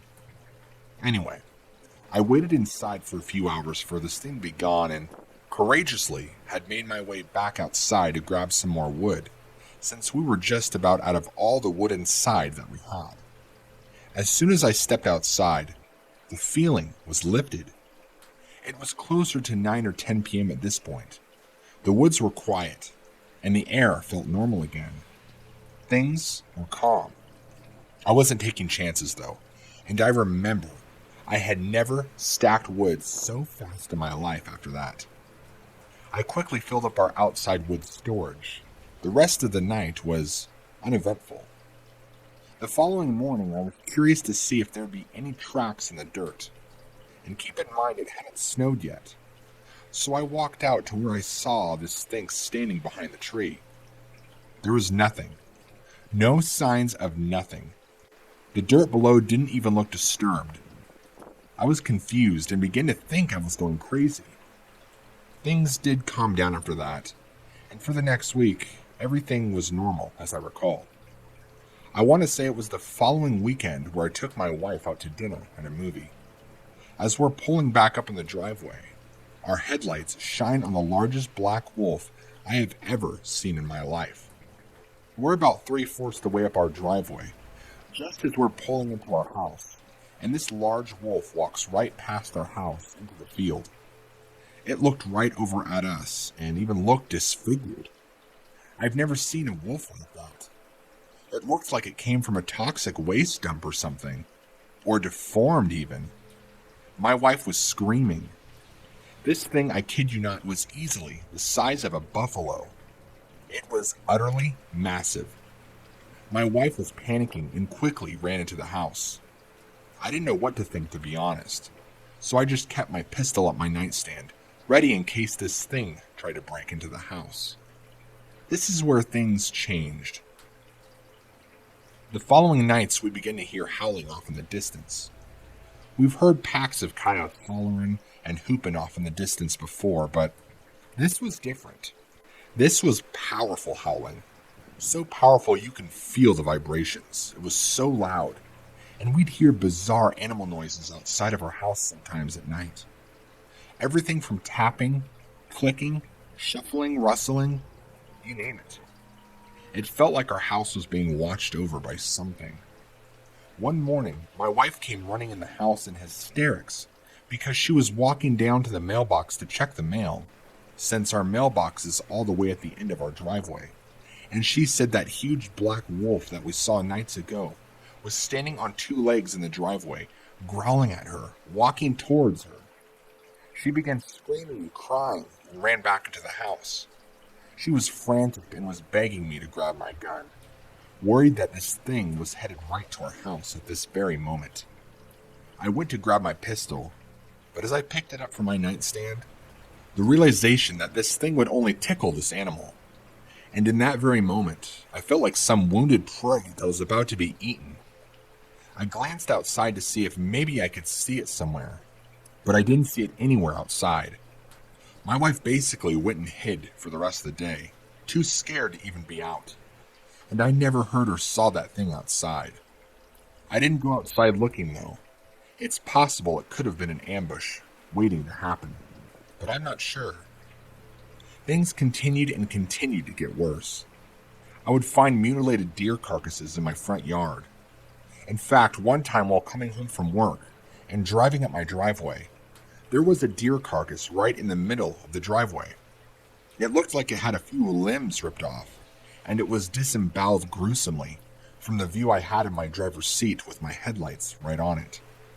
I had a bad feeling, like this animal had been purposefully killed and left here, knowing I would have to get out and move it so I could drive through, making me vulnerable just long enough to get me.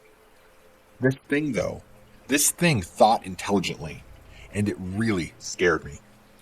I just drove around the carcass over the side slopes of the driveway. I truly felt trapped. This animal, whatever it was that I had never seen before, had been tormenting us for reasons I will never know. Those were the major events that happened. Things continued like this for a while. Finally, around March-April time, things finally started quieting down. We hadn't noticed, but the deer had actually disappeared from that area entirely the past few months over the winter, which really never happens. We realized that when we saw much of the deer come back to the area around springtime, we hadn't had any weird feelings and things got back to normal for the most part. I apologize for this being so long, but I just can't quite put my finger on what kind of animal would do such a thing. My wife and I are still baffled alone at the fact that this creature even exists. If any one of you out there has any information on what we might have been dealing with, please let us know. I mentioned earlier we hadn't seen this thing since February or March, and are glad that it seems like it left the area. We've lived here for years now, and have never encountered something as unusual as this. However, with winter approaching again, we're not sure if this animal will show back up. That is something that truly worries me.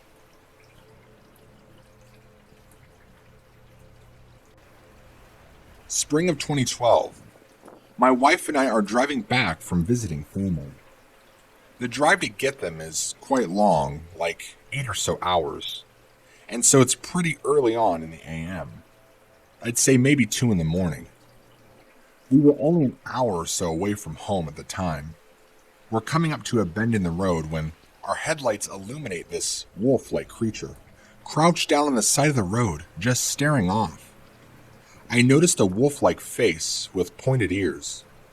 My wife was asleep, and I remember gasping and swerving the car as far away from this thing as I could. It was rather large. I would estimate it to be around 8 feet tall, if not even taller. The sudden swerving of the vehicle woke my wife up and had her asking me what the hell I was doing.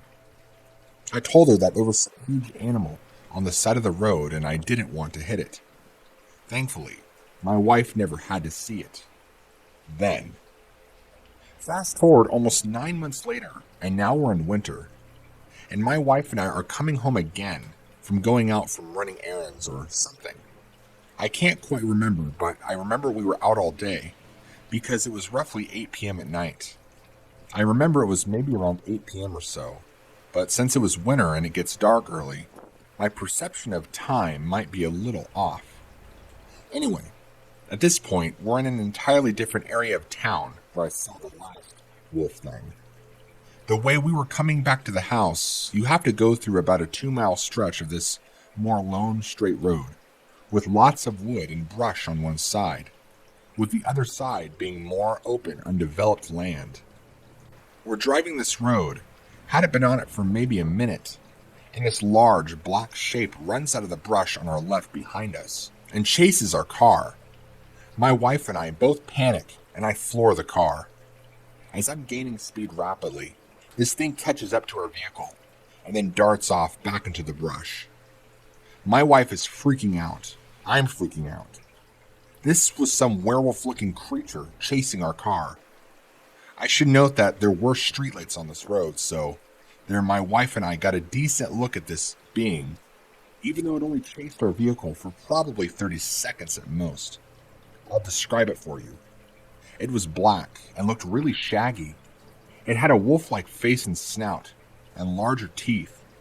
I didn't see anything with the eyes or really much else. It also looked different from the wolf creature I saw 9 months prior to driving home. Similar, but different looking. The wife and I try to forget about it as best we can. We have to take that long stretch of road any time we want to go a specific way into town. Fortunately for us, we haven't encountered it since that event.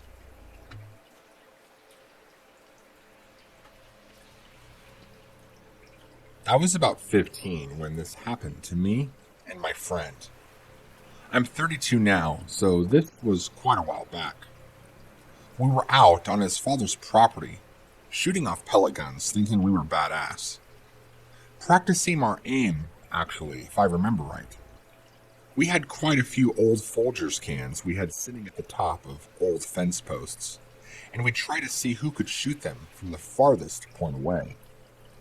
This was all dandy and fun, and we were having a great time. This was in July, so it was hot as balls outside. I remember because I had a couple of cigs on me at the time, and had the thought that I didn't want to light one out there because all of the tall, dead grass could ignite. See, out where he was, he had a lot of fields around him with a lot of grass that was unkempt, and fire season usually got pretty bad. Anyway, after about an hour of us doing this, I told my friend that nature was calling, and so I walked into the nearby forest that's surrounding the entire property where we were shooting off of our pellet guns. I walked in, maybe no more than 100 feet, to the base of a tree and started pissing. I'm almost done going to the bathroom, and I sense that somebody is looking at me. I glance over to my right, and to my horror, not even 20 feet away from me, is a monster straight out of a Hollywood movie. A werewolf. Except it was scarier than I ever could have imagined. This thing was hulking. It looked like someone took the head of a wolf and stuck it on a hairy bodybuilder. This werewolf's head was massive, like the size of a lion's. It stared at me right in the eyes, and I saw just how smart this thing was. It's like it realized that I realized it existed, and it was what it was. It did something next that's even hard for me to talk about, because it scares me so bad. This thing gave me the evilest grin. Yes, it smiled at me. Think of how when you watch the movie, How the Grinch Stole Christmas, and all the evil faces that he would make that would scare you. It was like that. This creature was so intelligent that it grinned at me, like it had me all alone to itself, and was going to rip my guts out and eat me, and I knew there was nothing I could do about it. I got an overwhelming feeling This thing wanted to hurt me. I had never felt pure evil like that in my life. This thing was jet black and had piercing amber-colored eyes, and the biggest teeth I've ever seen on any animal. It began to extend its arms towards me and took a couple of steps, and I ran so fast out there, back into the field where my friend is shooting off the pellet gun. I didn't even stop. I just yell at him to get back into the house now. My friend, confused, accepted my motion and ran back to the house with me. When we got back to the house, he was freaking out, wondering what was going on and what happened. He could tell I was out of breath, pale, and shaken up. I tried to explain to him what had happened and what I had seen. He would quickly glance behind me and around, and he kept checking back, and said he never saw anything following him or us the entire time. I honestly don't know what it is I saw, but I never want to be around it again. Funny enough, only months later, me and him would go back to that same property to do some hunting, hiking, and all the above, and we never encountered anything beyond the ordinary. It was only that one event, which is strange. Oddly enough, as the years would go by, I kept in contact with this friend. In fact, not even that long ago, him and I had a discussion about reminiscing on old times, and he told me other weird things would happen on that property. He said one that really freaked him out in particular was that he would hear these really loud metal scraping noises off in the distance. Now, his father owns about 200 acres of forest game land all around their property, and beyond that is state-owned game land. So there is nothing but miles and miles of middle-of-nowhere woods and forest surrounding him. There is no reason loud metal scraping should be coming anywhere near the forest or near his house. He told me it really spooked him.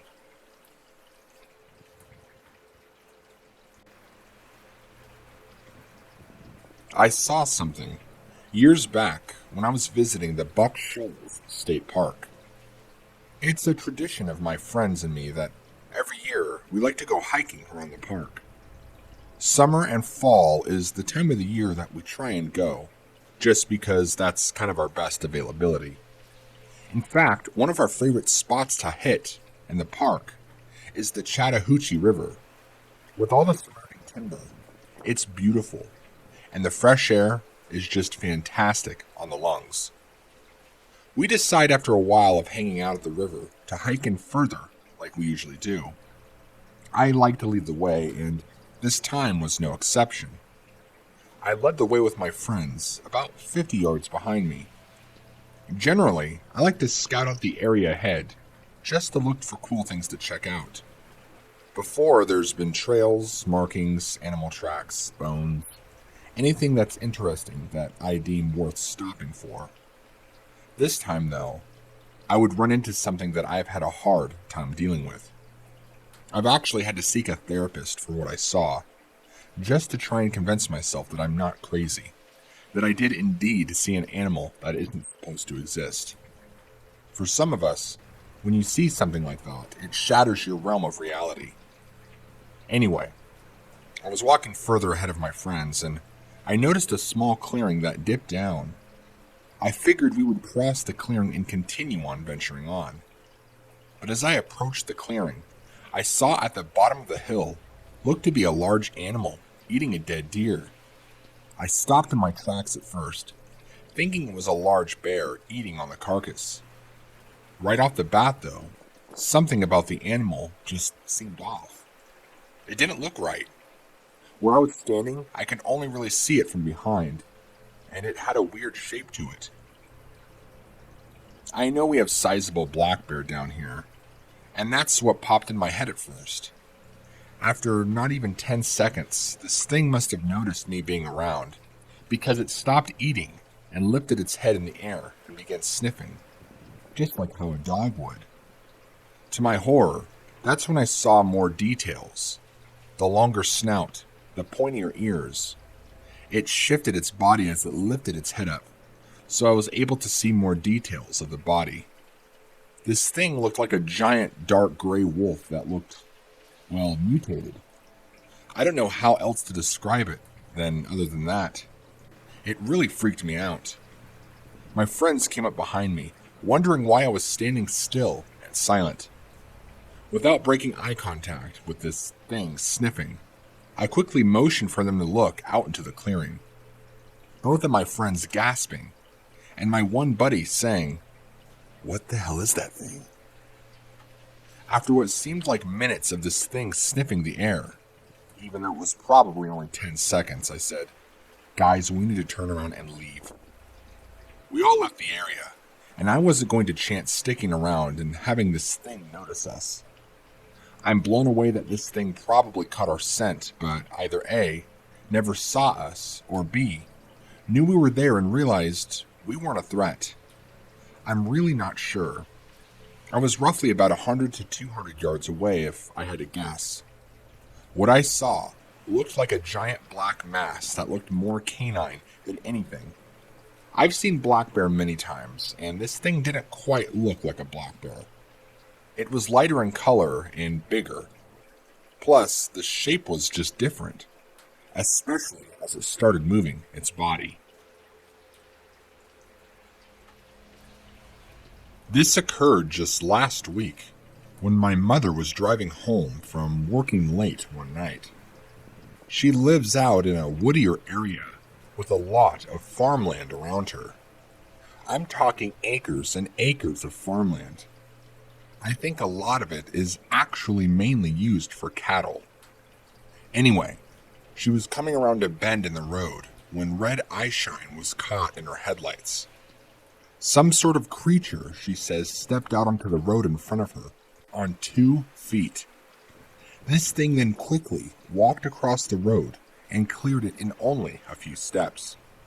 It passed by in only mere seconds, but it was enough time for my mother to get somewhat of a good look at it.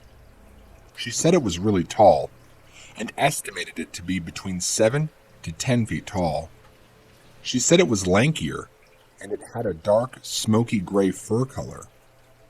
This thing never glanced over at her approaching on the road, but the side profile reminded her of a large German Shepherd head. The body reminded her of a man, a very skinny, lanky man, covered in dark gray fur. She also noticed this being to have long black claws on the tips of its hands, with the hands being what she can only say would resemble raccoon-like hands from what she saw, even though she only saw it for a couple of seconds. That's all that time would allow her to see, and she didn't get any extra details in the muzzle, ears, if it had a tail, etc. She was doing about 50-55 miles an hour when it walked across the road in front of her for a few seconds. Then, she slowed down to about 30 or so, accordingly. Once it crossed, she continued to still slow down, a result of being partially in shock at what she had seen, and worried that there might be more crossing the road right behind it. She kept on driving, though, after a few moments of realizing there was no more coming. She had a hard time sleeping that night, believing that what she saw was some sort of unknown animal. She told me that she's never seen an animal like that in her life, and has never heard of such things. I'm one of the only people that's been told about it besides some of her close friends. My mother isn't into the paranormal, but there's no explaining what she saw that night. This occurred not too far away from Knox County, Ohio.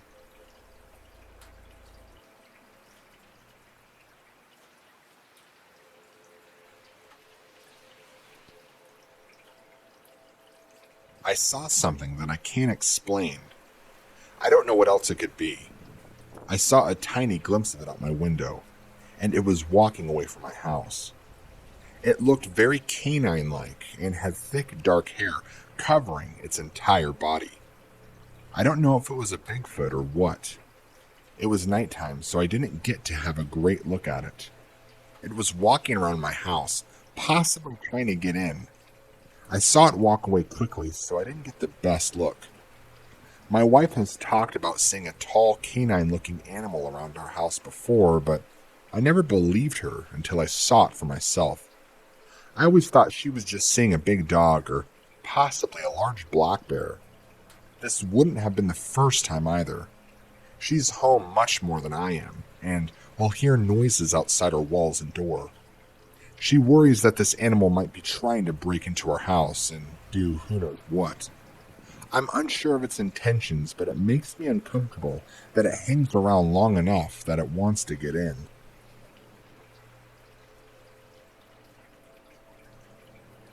This happened a few years ago when I went camping with some of my family that I don't see a whole lot anymore.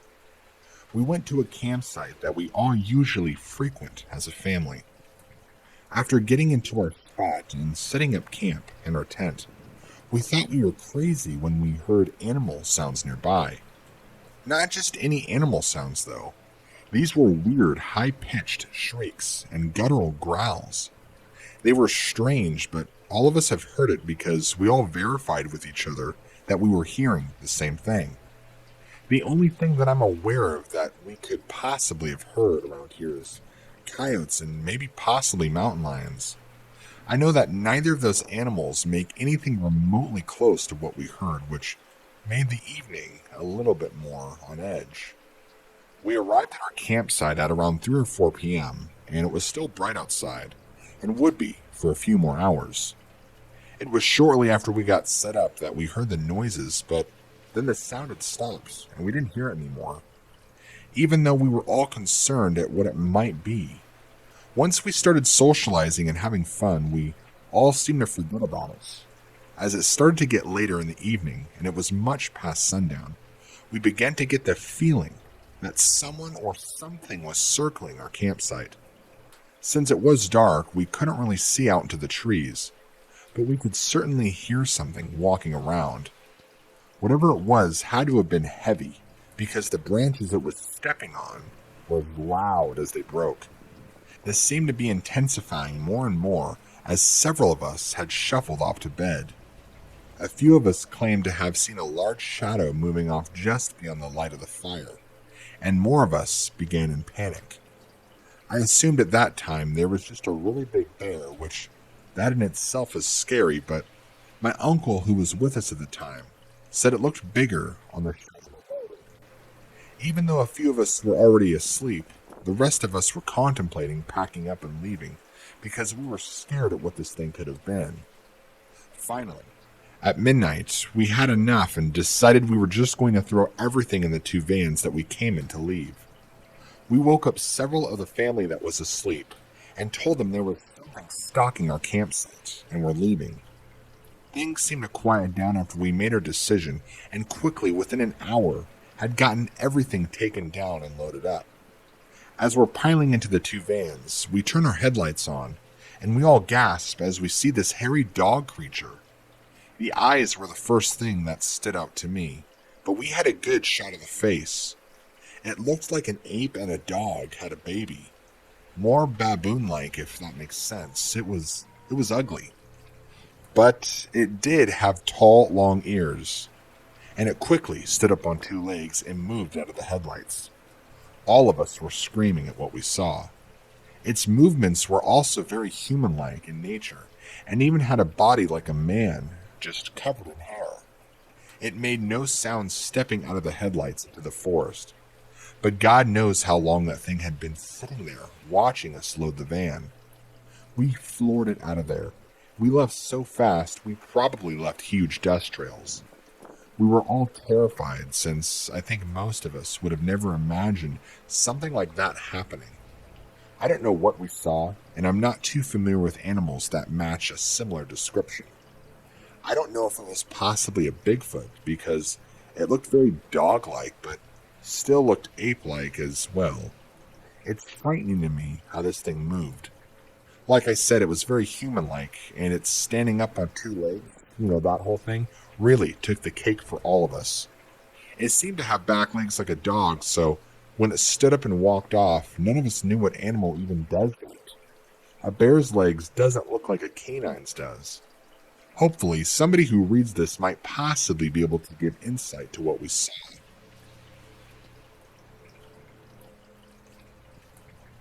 I just had a big family gathering last weekend, and I got to see my brother, whom I'm very close with. He recently just moved to northern Idaho and scored a beautiful house with a well, a shed and a shop, and a wonderful large yard with practically zero neighbors around. I'm jealous to say the least, but very happy for him. He's had it pretty rough for the past few years just because of some life situations, so I'm glad he was able to find something to suit his needs. He said the house and yard have kept him busy, but he kept conversation normal throughout the evening. But after a while, he leaned in and asked if he could tell me about something that's really been bothering him. Being his brother, I told him of course he could. He got really quiet. This bothered me since my brother is a really chipper kind of guy.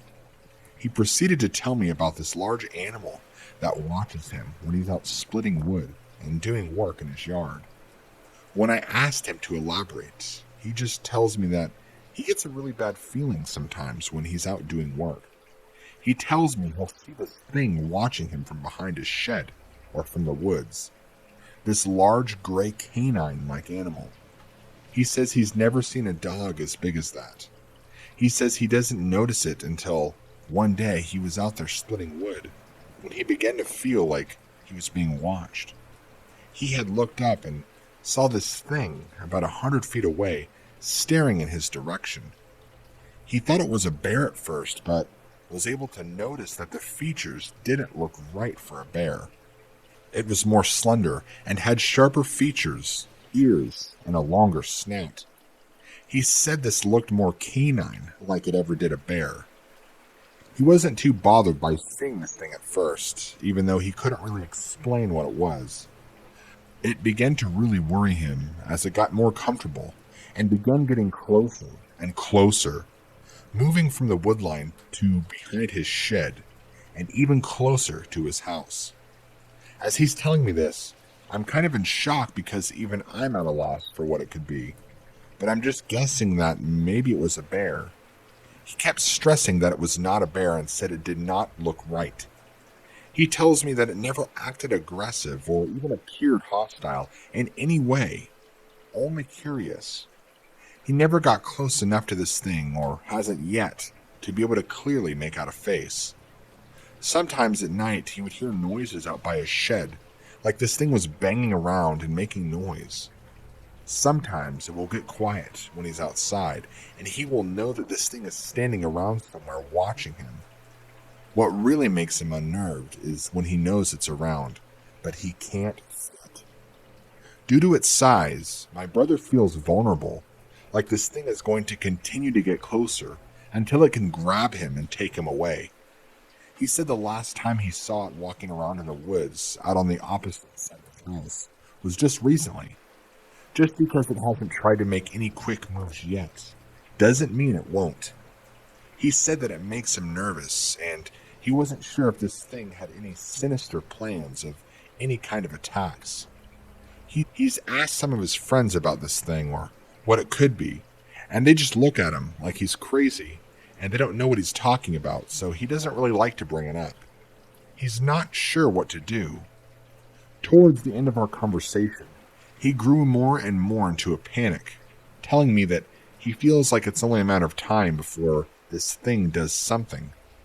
Why would it be getting closer and closer to the house? Why is it getting more brave and wanting to keep an eye on him? He even questioned if this thing had been living in that area long before he moved in. The house had been sitting there on the market for a couple of years vacant, from what he recalled, and the real estate agent didn't mention anything about no dog on the property. I was not really sure what to even say, nor was I prepared for him to tell me this. I feel bad that I didn't really have any good advice to give him. I just told him that he should be carrying some good high-powered rifles in case it makes a move. He told me he had left bear traps around where he lived, but had not caught anything that he's aware of. He's even stuck up game cams and left it out for a couple of weeks for there to only be nothing on them. He just left it at him not knowing what to do, and we ended up moving on to a different discussion. I have no idea what kind of animal he would be dealing with, but after doing a little bit of reading myself, it's possible he might have a dogman on his property. I don't know anything about the land of northern Idaho per se, but what that holds, but it might be possible. although I can't explain why it's not doing anything but getting closer. My hope is that it's not planning an attack once it feels it can get close enough. That's exactly what I and my brother are terrified of.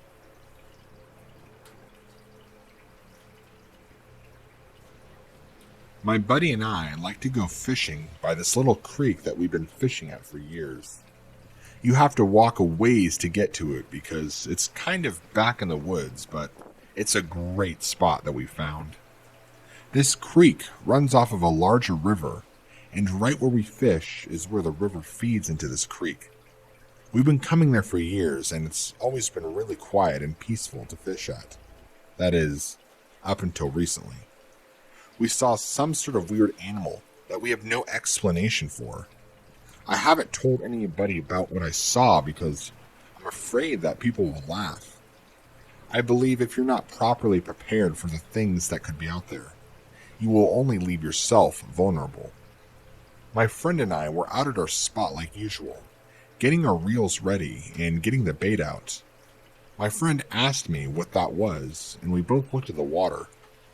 This large, what we can describe as a werewolf kind of creature, stands up out of the water and walks out onto shore and up into the woods. We only saw it from the back, but this thing was dark brown, had really long hair and a massive head. I didn't see it having a tail, but it was haunched like a dog. This thing was enormous and literally only 30 feet away from us, but felt much closer. If I had to guess, I would easily say 9 feet tall, and was walking on two legs out onto the shore, very visibly and clearly. It probably walked only about 20 or so feet as it stepped out of the water and walked into the tree line.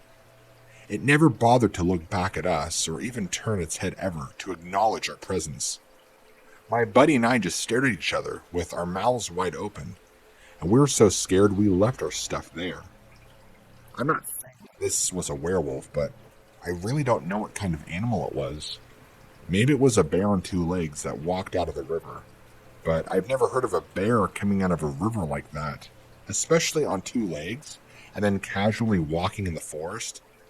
This was a large animal, and its size alone was intimidating enough for us to bail out of there and forget about our stuff. Since it's not a frequently visited area, if at all, we were able to return in just a couple of days and get our stuff back.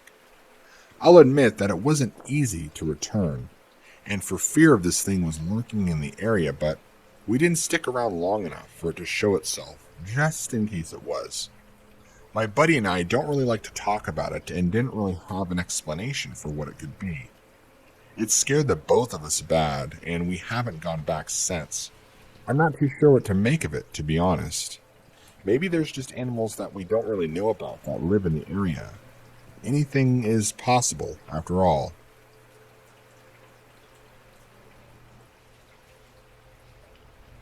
Before I go in further detail, I think it's important to state that I've talked to all my neighbors around me, and they're all experiencing the same thing I am. So, I know I'm not crazy.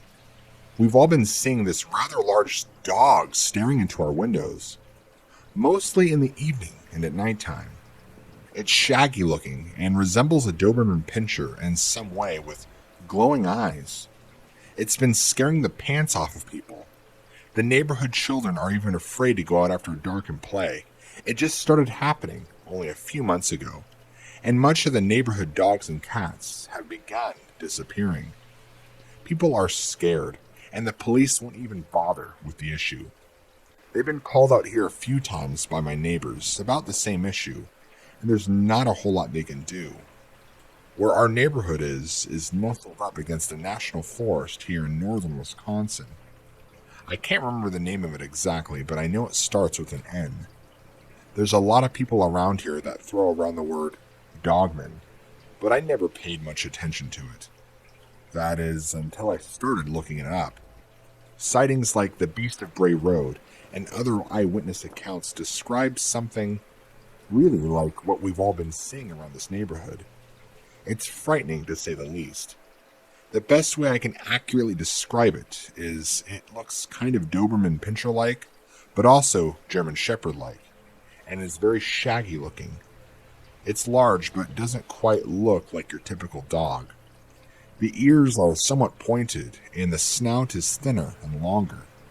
Its eyes seem to have an orange, ambery glow to them. I've seen it staring into my window above the kitchen sink several times. I've heard it walking outside of my house, tapping on my walls. My neighbors tell me about seeing this thing as they pull in from work around their house or in the neighborhood. Do I believe it's a dogman stalking around our neighborhood? I don't know, but I know it's some sort of animal for sure. I don't own any animals or pets, but my next door neighbor does. And in the past 3 weeks alone, her 2 cats have disappeared. They're outside cats, and I would see them all the time. Every time I leave my house, they're running over, wanting my love. She usually leaves the food out for them, but lately I haven't seen them either. The food she leaves out for them is still there, even now, days later, virtually untouched. It's kind of eerie, don't you think? I don't want to think about this supposed dogman we're all saying is responsible for the disappearances of all the pets. But I don't know what other conclusion to come to. Is this thing eating all the pets?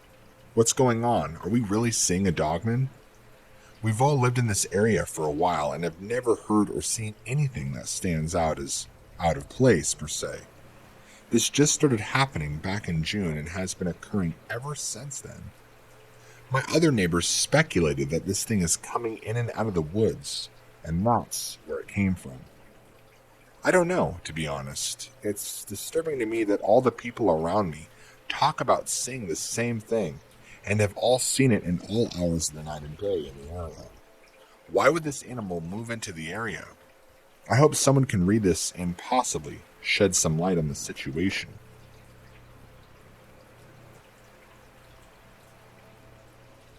This experience happened to me about 15 or so years ago, just shortly after I married my wife. I want to say it was in the fall of 2006 or 2007. My father-in-law wanted to take me out hunting on his property, since I grew up in the city and had parents that never did any outdoors-like stuff. No hunting, no camping. My parents aren't really that type. I am, however.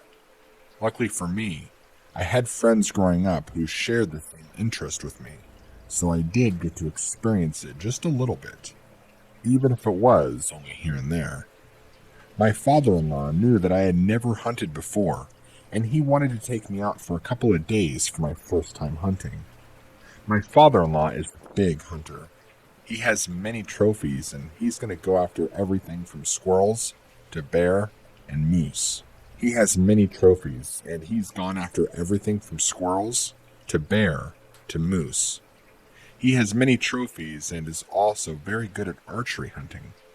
In fact, before we even went out hunting, he made me fire out on his original muzzleloader to make sure I could handle it. He's an interesting cat, I'll say that for sure. He had been hunting since he was just a kid, so he knew his way around nature.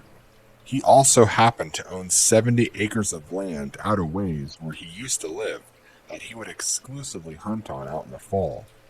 He would even go there for turkey season in the spring, too. It was his go-to spot and had a lot of bucks that would usually show up on the land. He's even gotten some elk up there, too, if I remember correctly. Our plan was to leave early Friday morning and leave Saturday evening, hoping to get a kill. My father-in-law had everything all prepared, even down to the camo I would wear. I stayed the night at his house with him, and we got up really early, at about 3 in the morning, and headed out. His 70 acres that he owned was about 40 minutes from where he lived, so not too far away. He lived out in the boonies anyway, so it was just a lot of single long roads surrounded by nature everywhere you turned. I remember we pulled up into a small stretch of gravel road that went down a way and then turned, only to come to this big iron gate that said, "Private property, no trespassing." He got out, loaded up our gear, and headed in. I was excited because, like I said, this was my first time ever hunting. I was thinking about how I would get the first kill jitters and shakes. I was ready. That, however, never happened. The road went down further past the gate that we walked down, only to come to this huge clearing with trees sporadically placed off in the distance, and a huge drop-off to our left. My father-in-law told me that his tree stand is just a little ways further. We continued to hike in. It had to be about 20 minutes later when things started getting uncomfortable. When we first walked in, it was wonderful. It was a cool, overcast morning with the sun just barely starting to break through. Our light was minimal, but you could still make out general shapes. We did have flashlights with us to help get us to the tree stand, but like I said, you could just barely see at this point. Since this was in the fall, I knew it couldn't have been too terribly early. Maybe around 5 or 6 in the morning, if I had to guess. The forest, however, is alive at night, and there's sounds and noises all around you. I was informed that we were almost to the stand. That's when him and I heard this loud crashing noise from off to our right. It sounded like a school bus crashing into the woods. We both looked over and shined our lights. It was just dark enough that you couldn't quite see beyond the light, but could see off in the distance from the shadows of the tree brush moving around. The bang sounded like a big tree crashing down. My father stopped me and stayed perfectly still, telling me to turn off my lights and turning off his as well. We stood there for a moment and noticed the forest around us had grown so quiet. You could hear a pin drop. It was eerie. I had never heard it this quiet before. I was starting to get freaked out, partially because of the unknown, and I was really sensing my father-in-law's fear at the time. He was staring intently over in the area where the crash came from, with his finger pressed tightly against his lip to signal silence. It honestly scared me, if you ask me. He's a pretty tough dude and has so much experience in the woods. I've never seen him fearful. Not like this. After a moment had passed, he leaned over to me and slowly whispered, "We need to leave now. We're being stalked." Immediately, I felt my stomach drop. I thought he meant there was a mountain lion or something in the area. I began to turn around, and as me and him began taking a few steps back, we hear this crashing in the woods parallel to the direction we walked. It was so terrifying, it sounded like somebody driving a massive truck. Whatever it was happened to be huge, because you could hear it panting and breathing. It was keeping pace with us, but far enough away that we couldn't quite make out what it was. Even as it was starting to get lighter out, we moved quickly, but this thing was starting to move ahead of us and to our left. At this point, we were running. This thing was going so fast, we were thinking it was going to run in front and try to flank us. We slowed down and heard this thing in the woods keep running further and further in the distance until it eventually ceased. Then it got really quiet again. We stood there waiting in silence to see if this would come back, but it never did. My dad motioned for me to remain quiet and for us to sit there longer and wait. After what I would guess was maybe 10-15 minutes, we slowly made our way back to the truck. The sound around us never came back. It remained dead quiet for the remainder of our trip back to the truck.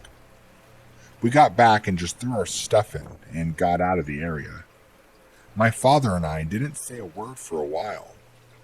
I broke the silence with him and asked him what did we run into back there.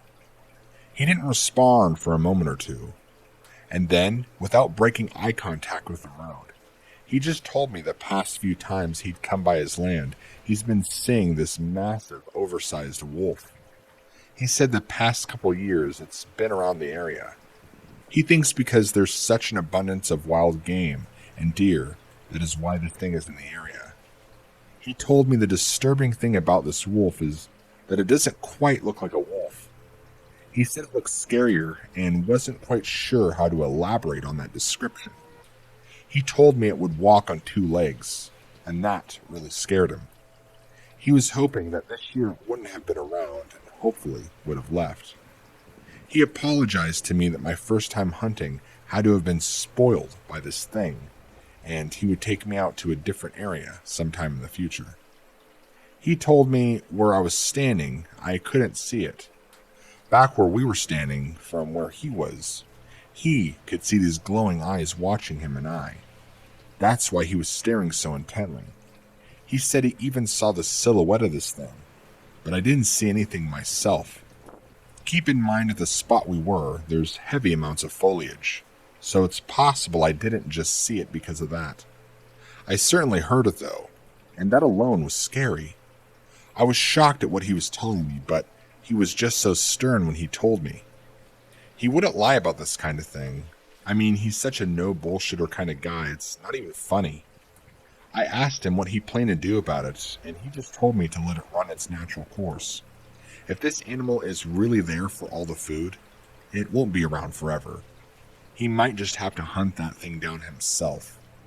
He jokingly told me that there is no sort of tag for that animal, so he'd just have to bury it if he killed it.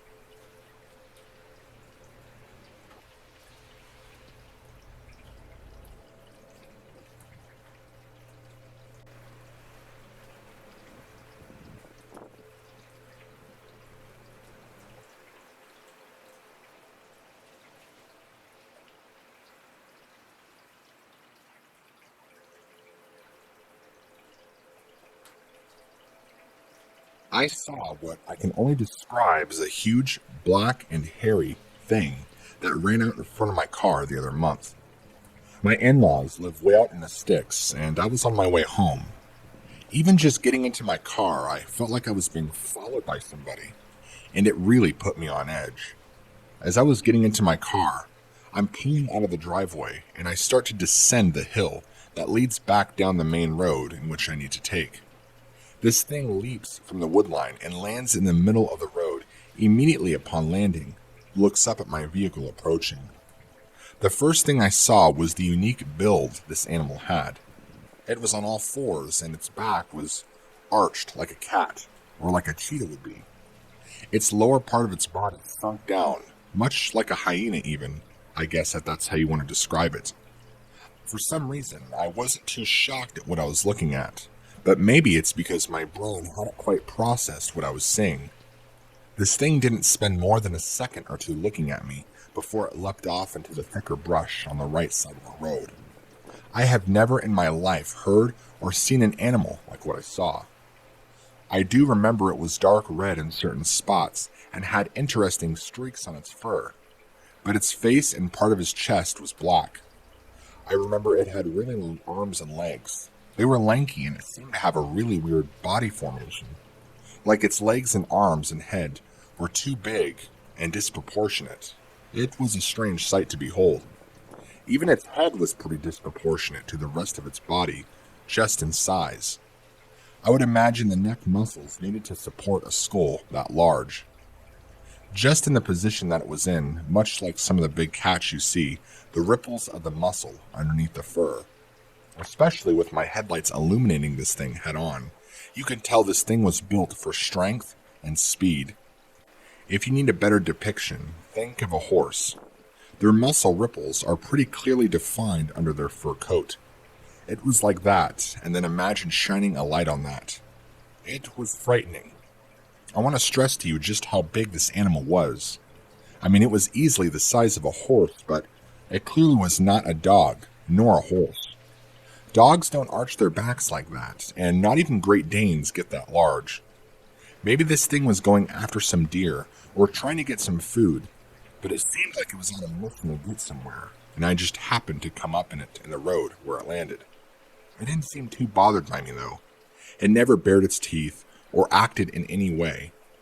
I think it just stared at my oncoming headlights, and then bolted. I was the only one on the road at the time, so I'm pretty sure nobody else thought that than me. To be honest with you though, I have no idea what I saw.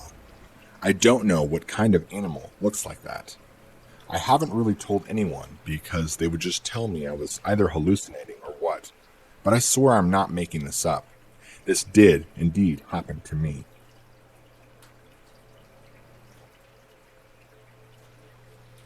I'm writing into you because I wanted to know if maybe you could tell me what kind of creature is stalking my trailer at night. Based on listening to your content and reading a little bit about it on Reddit and the internet, it seems like I might have a dogman in my neighborhood. Let me just say that for those who are looking for this creature, don't. If it finds you, I would deem you unlucky. I never asked for this thing to happen, and I wish I would have never had run-ins with this thing. I'm awake pretty late most nights since I suffer from chronic pain in my wrists and ankles, and I'm just an all-around night owl anyway. I live in a small single-wide trailer by myself. The area in which I live is fairly open with some woods here and there and canals not too far away. What I experience is several different things.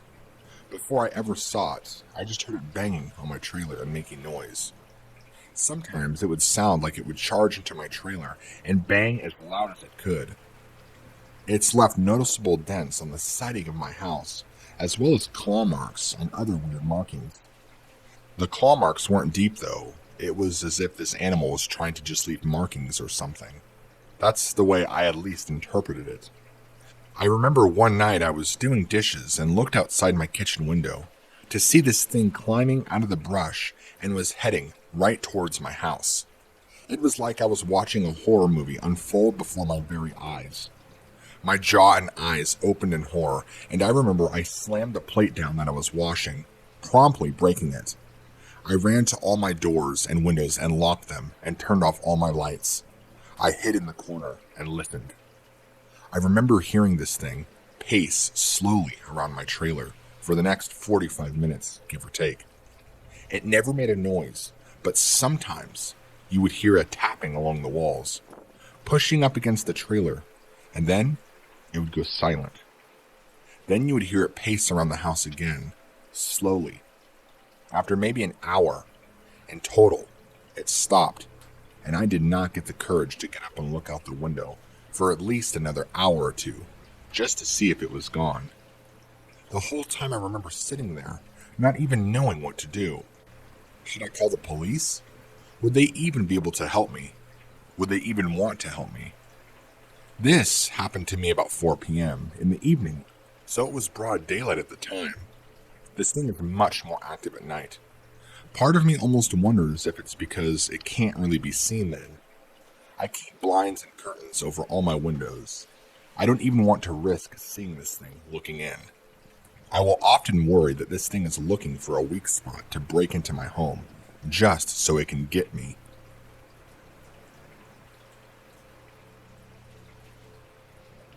I was 12 years old when this happened to me, and I remember it very vividly. I had woken up in the middle of the night to go and get some water, and I did. Then I think I had to use the bathroom. Afterwards, I crawled back into bed, but couldn't quite get comfortable, and began tossing and turning a bunch. The motion light detector turned on outside my window. My bedroom is near where the front door is, so when the motion light detector goes off, I can clearly see if somebody is standing outside of our door from where I'm laying in bed. It's bright enough that even with my eyes closed, I saw there was a change in lighting. Out of my reflexes, I opened my eyes and looked, and pressing its face against the glass was the ugliest dog I've ever seen. After a second or two of staring in horror at this animal, it began dragging its face left and right, smearing saliva and mucus against the glass, while never breaking its eye contact with me. I remember it having huge pointed ears and a longer snout. It reminded me a lot of a German Shepherd, to be honest. It was much uglier than a German Shepherd, though. My aunt used to have a German Shepherd, and I loved that dog. As it was dragging its face against the glass, I was screaming and wasn't sure what to do. It's like it was smirking at me. It's like it got entertainment from my total terror and fear that this thing was staring into me. I've never been stared at so intently by anyone or anything before. It was wicked. Next thing I know, I'm running out of my bedroom, and I must have been so enveloped in fear that I don't even remember jumping up out of bed. Only ever thought that one time, and it's not like we live anywhere crazy. We're in a typical little neighborhood. I don't even think there's any forest or woods anywhere around where we live. My father is a pastor, and after telling him what I saw, pleaded the blood of Jesus and prayed over me and the house. I don't know if that did anything, but like I said, I never saw this thing after that happened. After I ran out of my bedroom and into my parents' room and telling them about what happened, they never went and checked outside my bedroom. I don't know if it's that they believe me or what, but they did not dismiss what I saw, only comforted me in my fearful state. I guess I should be thankful that I have such understanding and believing parents. I know most people would write off their child immediately and tell them to go back to bed. It probably helped out that I was 12 years old versus being a little kid and telling them about what I saw.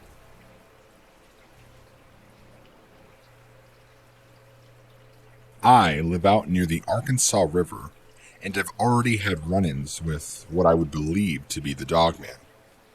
For those of you that don't know, this is what's described as a large black dog that will get you killed if you're not careful. At least that's what I believe. In fact, I have to keep my animals in at night for fear that they will be slaughtered. I used to have 4 dogs, but one of them was killed recently by what I believe to be this animal. He was a bloodhound, and I loved him very much. We called him Brave, and I had gotten him since he was just a puppy. One evening, as I was getting home from work, I saw him lying in my back field, beaten and bloody.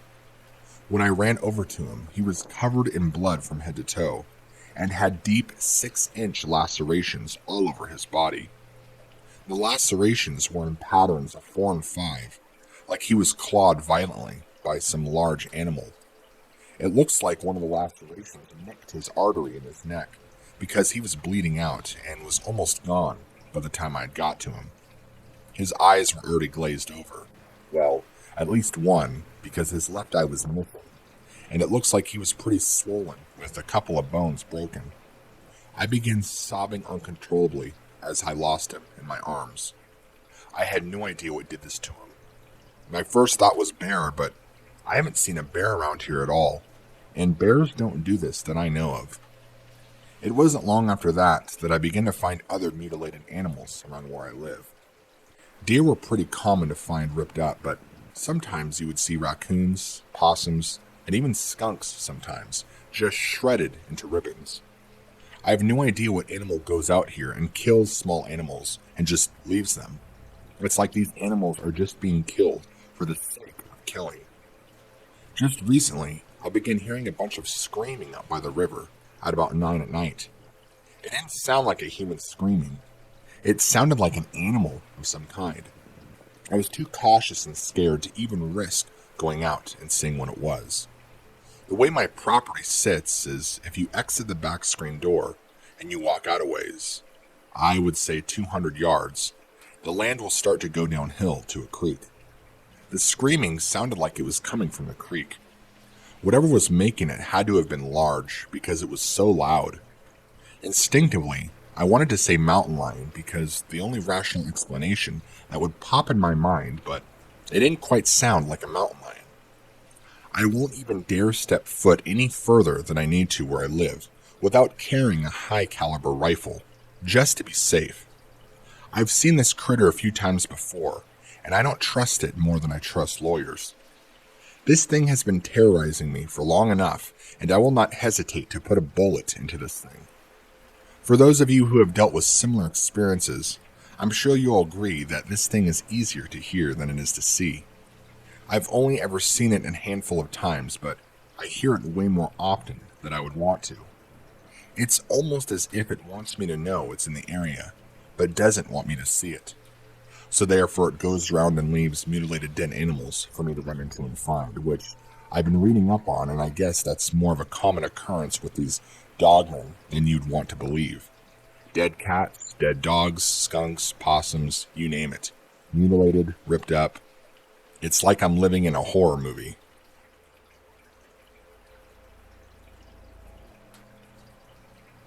Back in 2011, when I went to go hike with a friend in Colorado in the winter, I experienced a creature that was dark black, easily was about 8 feet tall, and looked like a massive wolf. We're out hiking at the base of one of the mountains around where he lives, and everything was blanketed in snow. We had been hiking for a couple of miles when my friend stops me and pointed off in the distance about 65 yards away, where him and I both saw what looked to be a huge wolf standing up, watching us from the tree line. It responded immediately to us looking at it, as if it didn't want us to see it. It began growling menacingly. The amount of force this animal had from a growl alone was immense.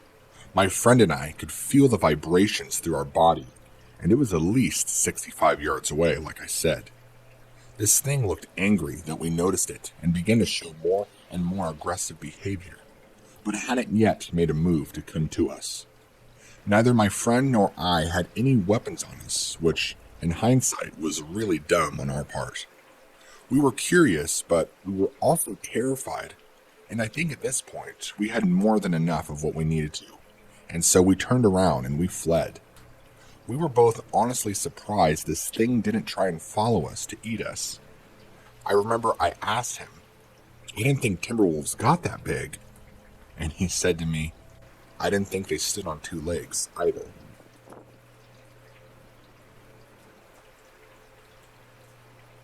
I wanted to tell you about something that I saw recently on my morning commute to work. I was taking the road to where my job is that leads me a little bit out of town where I work, and I see this weird-looking dog clear the road in one jump and landed on top of a pile of rocks across the road. It was crazy to watch, and I remember saying to myself, "What is that?" I know I didn't hallucinate it because the sun had just come up, and it was light enough outside, and you could clearly make out a large dog that jumped far enough to clear the road. After it landed on the rocks, it ran down to them to where you couldn't see where it went. I didn't really get any other details because it happened so fast. I want to keep telling myself it was just a really big dog, but I don't know any dog that gets as big as what I saw.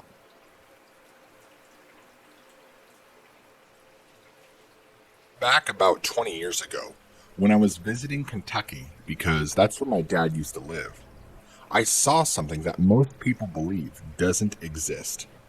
I call it a werewolf. I've heard other names for it, but I really don't know what else to name it. Back in 2001, I was trying to find my dad's house for the first time since he moved there, and I was using a map to try and find out what road to take. I can't remember what two-lane highway I was using, but I remember turning off into a pullout to park my car and study the map to get a better look. As I'm looking down at the map, trying to find the right road to take, I get this overwhelming sensation that somebody is looking at me. I look up and look to my left onto the road, and there's nobody. No cars, nothing. Then, I look to my right, and standing not even 10 feet away from my vehicle is a living werewolf in the flesh. Or at least that's how I would describe it. This thing had to be 9 to 10 feet tall easily, and was more solid than somebody who bench presses 200 pounds. This thing was a behemoth, with the head that resembled someone of a Doberman pinscher, with sharp pointed ears and a wider, shorter snout. This thing was covered in jet black hair, but not long and shaggy-like. It was more short and coarse, and I could vividly remember seeing the muscles rippling through its fur. It was glaring at me, looking me right into the eyes menacingly. It seemed pissed off that I pulled into that pullout and saw it. I don't know if I encroached on its territory or what I did, but I got the strong feeling that it did not want me around. I'm staring at this animal in total shock.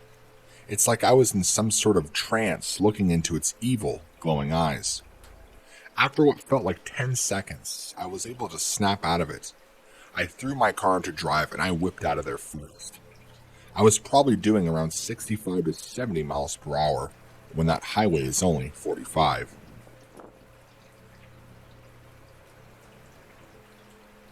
Hi, I know this isn't too much of an encounter, but I live in eastern Texas, and one night I was driving. I saw the largest timber wolf I've ever seen step up to the road and clear the entire thing in one leap. This wolf was easily the size of a horse and gray in color. I don't really remember too many other details because I was coming around a bend in the road, and I just seen this large dog step up to the road. Then I realized its size, and then, well, it leaped over 6 feet in the air and cleared the road. It all happened so fast, but doggone it, it scared the living daylights out of me.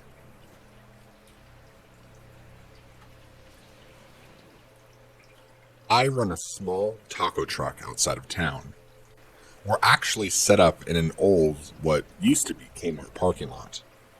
Lately, I've been having to dish out a lot of my profits in repair due to the huge dents and scratches that keep appearing on my taco truck at night. Luckily, we've moved, so since then we haven't had to deal with it, but the damages, well, they take a little bit longer to take care of.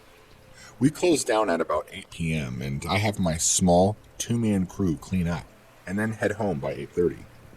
For a while, I didn't have any surveillance equipment whatsoever, and began noticing deep scratch marks in my truck. This would happen more often than not, but I don't want to say it was every night. Other times, we would show up in the morning, and there would be huge dents on the side of my vehicle. Since we're on the outskirts of town, there's not a whole lot of other things in the area, but we're able to get a decent amount of foot traffic due to the strip mall that's close by. But behind us is just an undeveloped plot of land with wilderness beyond that. My initial impression is that we're attracting critters because my employees aren't properly disposing of daily waste and food products. Once I bought and installed the surveillance system, I quickly learned that to be false. What I saw on the surveillance scares me and baffles me still.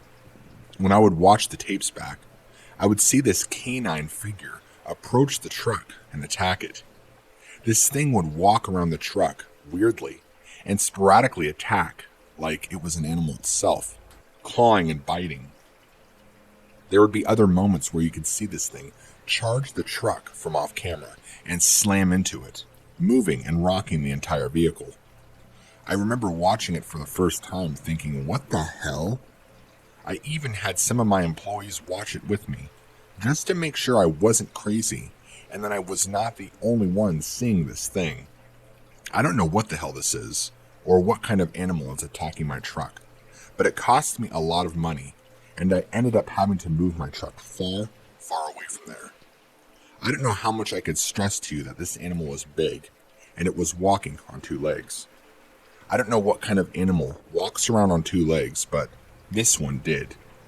Where our new location is, and I haven't had any issues so far, but I have a nice 12-gauge shotgun ready to use in case this thing decides to attack my truck ever again.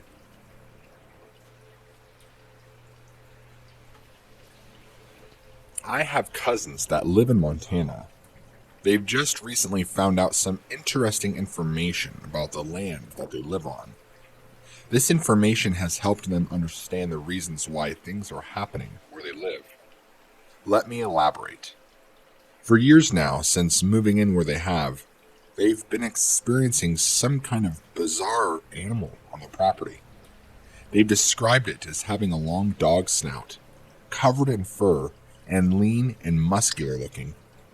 They haven't shared with me too many other details, like if it's trying to get into their house or has been wanting to hurt anybody.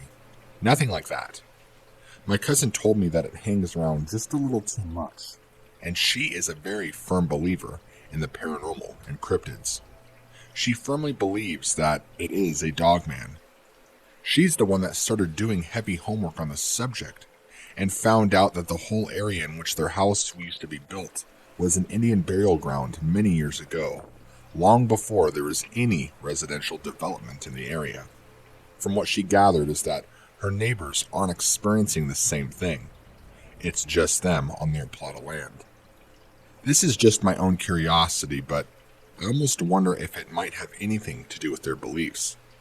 They are Ekankar followers. I have no idea if that adds any extra spiritual pull for the dogman to show up on the land, or if they're just protecting what the natives used to have there long ago.